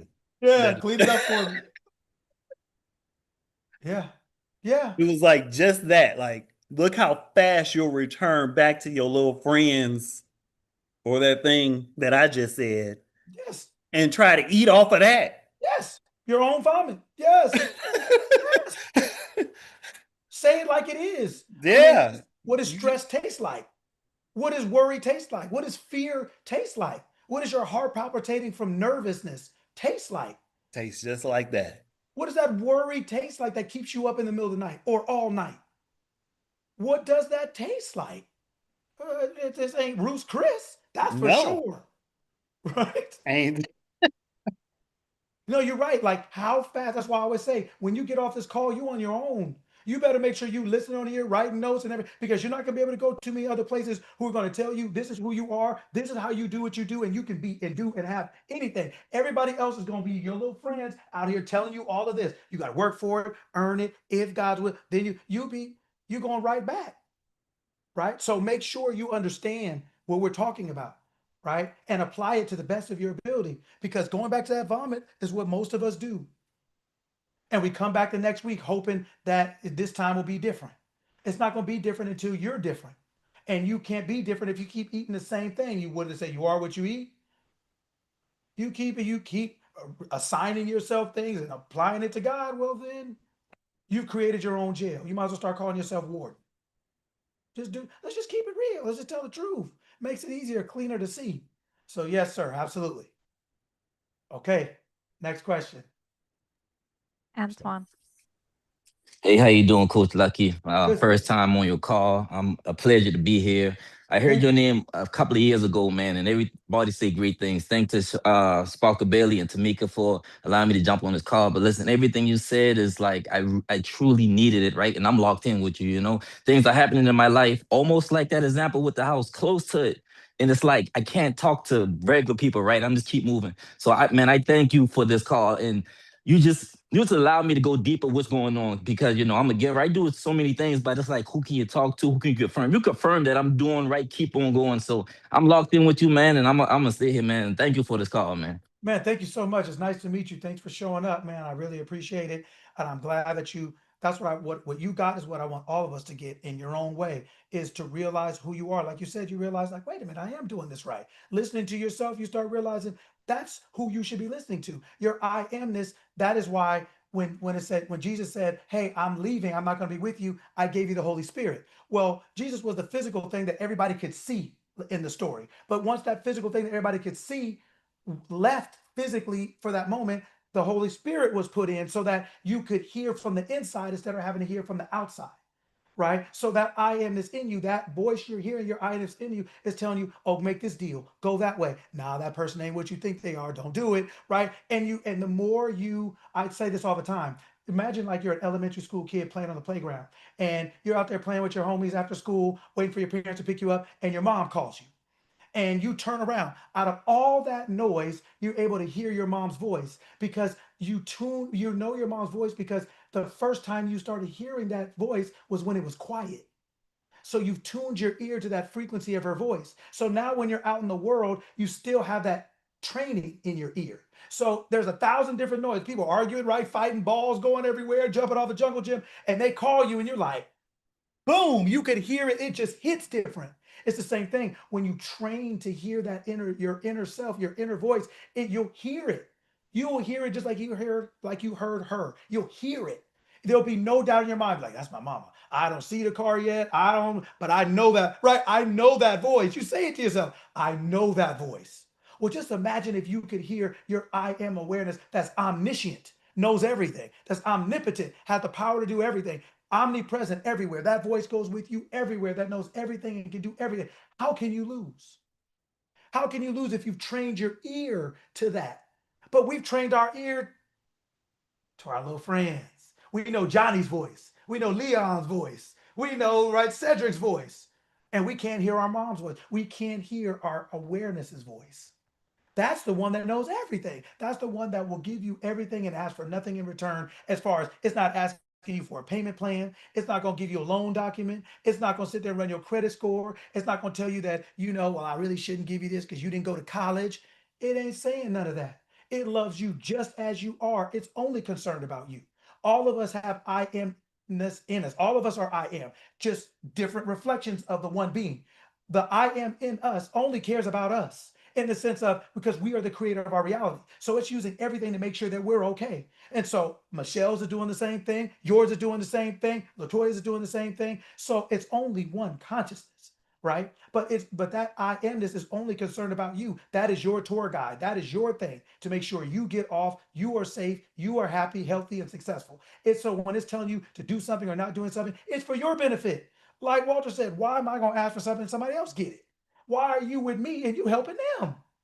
Right? No, you're helping me. It is about me, right? Your footsteps are guided, your paths are directed by the I amness, your awareness of being in you. So do like you said, keep listening to yourself, sit down, get quiet, and tune your ear into that awareness of that inner you, right? That your I amness. And when you walk out in the world, you'll still hear it.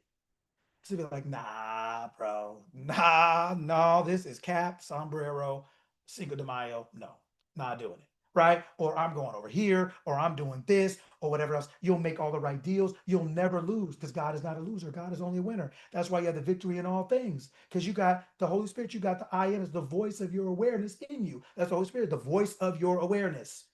Right? The voice of awareness before was Christ, because I was the only one thinking as I and my Father are one. So that external voice, everyone could hear. But when that physical thing, that external voice left, you still needed something to hear the truth from.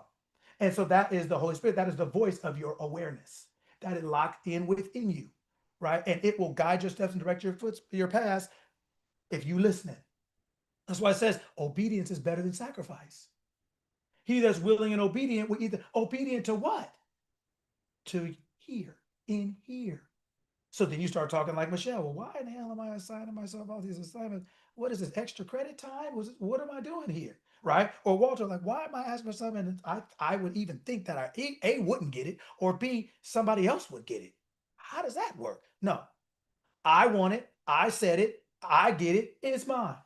And so you keep walking like you walking, keep doing like you're doing, boy, and your gift will make room for you and set you before kings. Yes, sir. Come on, man. I stopped running my mouth early. You guys better say something, because I get back up on the turntables. See? You don't have time for the turn. Well, somebody. I want to make an announcement. What we did is, let me just put it in the chat. We created a community for this, for you guys here. Now, this is not the U Circle, so you're not going to have direct access to Lucky. If you want direct access to Lucky, that's different. That's a different thing. This is where you're going to get the replays going forward. So we will not be streaming the replays publicly, but you'll get the replays here in the community. You can join for free, but you have until the 17th to do so. Otherwise, it's only $27 a month. Okay, so it's super affordable. But we wanted to create a space where everyone can kind of be. Lucky, we'll get like information and drops and things from Lucky, but it's not going to be necessarily him you guys having access to him the way we do in the youth circle, but we just still wanted to create somewhere where we can all at least be with each other and share and all the things. What else? If you're interested in the youth circle, though, that is where you really get the shift. You get the one-on-ones. You get the group calls. So we meet on Tuesdays and Fridays. So when you hear Lucky talk about the group and the calls in the group, that's the youth circle. We meet Tuesdays at 4:30 Eastern, 1:30 Pacific, and on Fridays at that's Fridays. Tuesdays at 8 p.m. Eastern, 5 p.m. Pacific. Fridays at 4:30 Eastern, 1:30 Pacific, and they're 90-minute calls.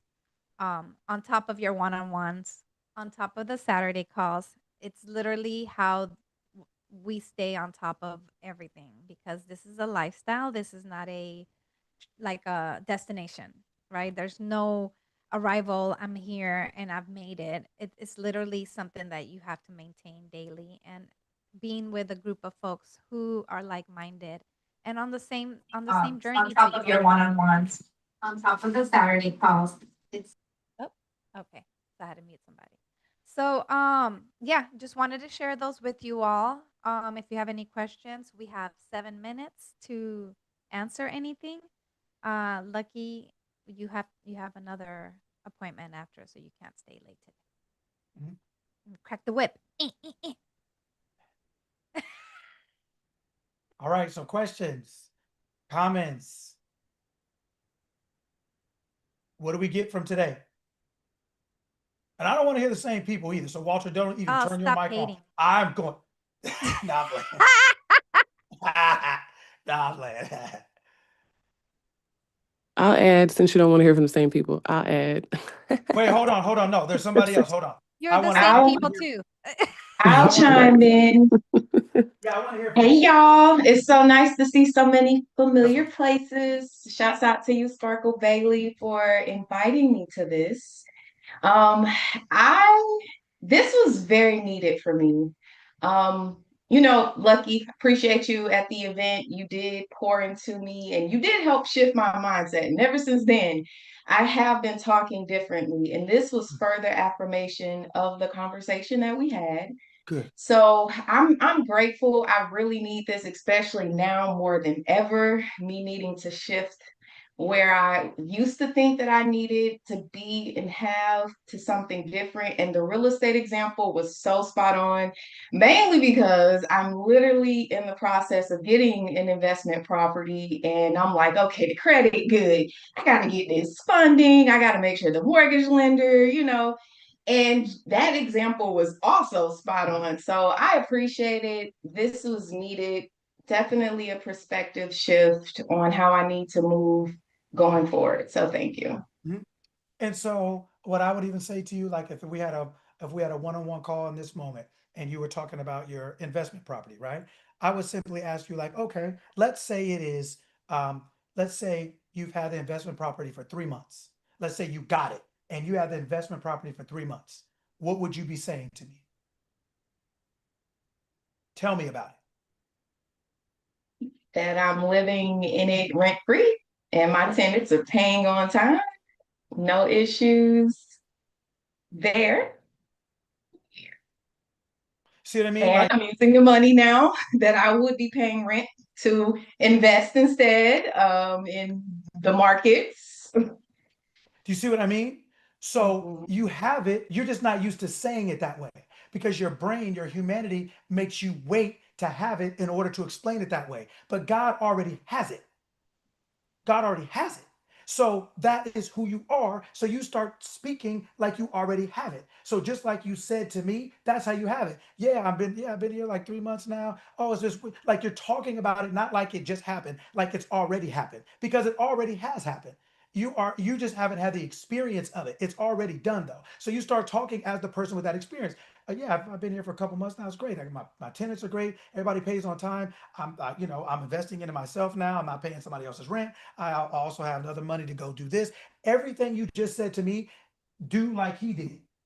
intoxicate yourself with that. Just keep saying it over and over. It's not to make it true, it's to familiarize yourself with it being true already. Your brain tells you it's not true because it can't see it, but your brain is not a creator. It doesn't create anything. It only manages what's created. It only manages what it's given.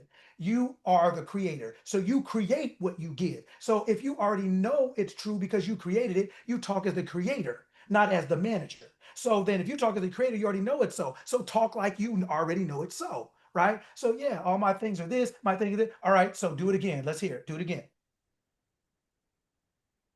Oh, again. Yeah, again.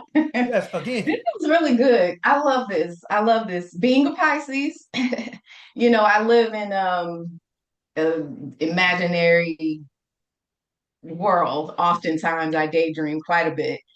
So yes, I am in my fourplex investment property, living rent free. My tenants are paying every month on time. The first of the month, happily paying me. I'm using that excess money to invest in other things like the markets and myself traveling. I finally got my 2 pups since, See that? yeah. Yeah, see that? That is reality. That is reality. If you will stay in it, you will experience that version of it because you're being the one that version makes sense to. Like Walter said, you can't ask for one thing and get something else. What does the book say? If you ask God for bread, will I give you a stone? Am I going to give you a snake? No. So that the only reason you can even say what you said is because you can imagine it. But imagination creates reality. Well, who is reality? God. I am creates reality. So you are imagining, you are seeing something that already exists. Your brain will tell you it's not real because you haven't experienced it yet, but your I amness experienced it because it created it. So now you're speaking as I am, which is the owner of the physical body. So then what does it say? I go before you to set a place that where I am, you may be also, so that I will come back and receive you unto me. So when you're talking about imagining and everything like that, you are entering in my Father's house. There are many mansions. There are many realities, many experiences, and you go into the room that you just expressed. You now walked into that room in that mansion of your awareness. That is the reality. That is the room that you walked into. And if the more you keep saying it, right, this is what it is for me, this is what it is for me, you are going to see all the physical things that represent that. You're going to draw unto you the perfect tenants. You're going to draw unto you the people who pay happily on the first, because they are physical reflections of your consciousness. They don't get to show up as they are. They show up as you are. They are the physical reflections of you. So that is why who you are is the only thing that matters. Okay, that's awesome. That you got me pumped up now. Okay, I know where I need to be at. And so you would recommend verbally speaking these things out loud, not just me, you know, thinking about it, verbally saying what we just did out loud. I made you say it out loud because I wanted you to hear it. I want you to understand the difference between thinking of something and thinking from something. Thinking about the end and living in the end, expressing yourself as this is what happened. Because to I am, there is no past, present, future. It's all one thing. So just like you can say I will be, you can say I went. Just like you say I'm going to, you can say I did. It's all the same to I am. Only humanity, the brain, separates it. The brain separates, like the cake is full. It's made in one piece. Our humanity cuts it up in slices to have a piece of it, but it's made whole. So you can taste any part of it you want. Expressing yourself as the end already cuts out the middle stuff. It cuts out the worrying of, well, what's going to happen? Well, what are my tenants going to be like? Well, how much am I going to do this? When you're already expressing how something is to you, then everything physically comes into your world to physically mirror that awareness of being. So I wanted you to say it out loud because I wanted you to hear the difference of speaking from the end, right? After something's already done, 2 months later, 3 months later, already, instead of trying to reach an end. You speak differently. You describe things differently. You go in the beginning from hope, wish, I'm going to try to, I'm looking forward to this is the way it is. This is the way it's been. This is how people act. You see how you speak more 2020 hindsight clear. You speak more instead of, right? So that's why I did that. To answer your question directly, whatever turns you on. Whatever it is. If it's sometimes you'll say it out loud, sometimes it'll just be in your mind. It could be one, both, write it down. It could be whatever it is for you. But whatever he did, he kept telling himself that this is the way it was. So however you do that to yourself, whether you do it all day, whether you do it once a day, it doesn't matter how often you do it. It matters that whenever you do it, it's the same way, meaning that your end is the same, right? You describe it as you chose it to be. When God created the sun didn't create itself. So the sun is a reflection of God's idea, right? So when God said, let there be, it was just a physical expression of what God already expected, what God already created here. So same thing, when you're saying, let there be, it is a physical expression of what you're creating here. So what I'm talking to you about is what you create here. Create here. This is the end. This is the Alpha and the Omega. This is the beginning and the end. This is just the expression of it, right? So whatever turns you on, whatever gets you, like you said, pumped up, so it's out loud, singing in the shower, ranting and raving down the street. If it's just you quiet and thinking about it, if it's you writing it down, if it's you, doesn't matter. But whatever keeps you in that room and that awareness of being, that is the right thing for you. Whatever is right for you in that way, do that. Awesome. Thank you so much. I appreciate it. You're welcome. Welcome. All right, anything else before we let you Hey, go? Luck. Yes. How you doing? Good. Wait, who is this? I didn't hear the first part. Coach Lucky. Oh, okay. Yes, sir. Yes. How you doing, man? Good, man. How are you? All right. I don't have a question. I just wanted to comment on how long this has been going on with you. If you don't mind, I'd like to give a review of what happened when you were at Northridge during the earthquake. I don't know. You don't remember that? Okay, well, for everyone, Lucky was at Cal State Northridge in, what was it, 94 during the earthquake. Oh, yeah, wow. There. But he was at home during the earthquake, and I think it was Christmas vacation or something like that. So anyway, the earthquake hit, it destroyed the Northridge campus. And we were living in Santa Monica, and our back wall fell down and all that kind of stuff. So anyway, Lucky applied to FEMA, and he gets a letter back from FEMA, and it says that they denied his request for emergency help from FEMA. And as I asked him to read it to me, and it said, if you got any questions or you don't agree with this, give us a call. So I told Luck, I said, give him a call, man. I said, that's, it's a back door. Give him a call. So Lucky calls him up. He talked to him for about 20 minutes, and they told him, okay, we'll send you a check in about 6 weeks. Oh, I forgot. And you don't remember that, huh? And wait a minute, not only that, they sent him another check 6 months later. But that was because Northridge was the epicenter of the earthquake, and they had to take care of the people who were that close to it. But the thing is that he was told no. He was denied. It looked like on the surface, but what it was delay, and delay is not denial. So what he's talking about is what's, the voice inside of you, I am. Well, I just kind of help him understand that what he needed was what he had to express to these people, and he did, and he was successful. So he's been doing this for a long time. This is, because I think he was about 18 at the time, and he's been doing this for a long time. So I'm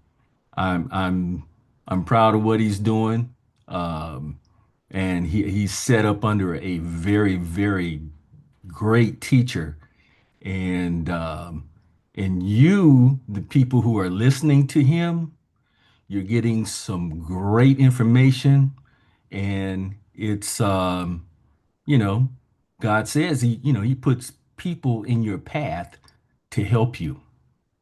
So You have a wonderful teacher in your path. Listen to him. He's gonna tell, he's got it, and he's helping you get it. Okay, I'm done, man. All right, then. I was like, who was that? I wasn't ready for that one. All right.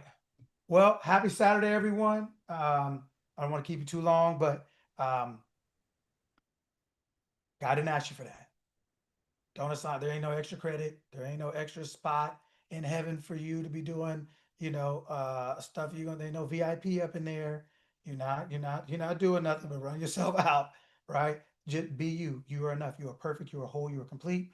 Take what we talked about today. Apply it to the best of your understanding, the best of your ability. Being a doer, not a hearer only. That's the only way you'll ever really know that you are what we talk about, right? It's not theoretical. It has to become experiential.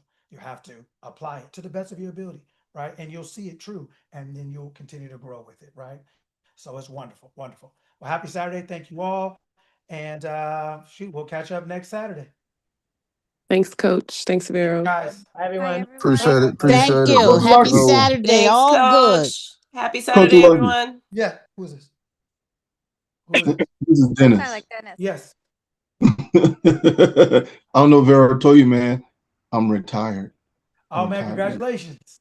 Yeah. Yes, sir. Beautiful thing, Congratulations. doctor.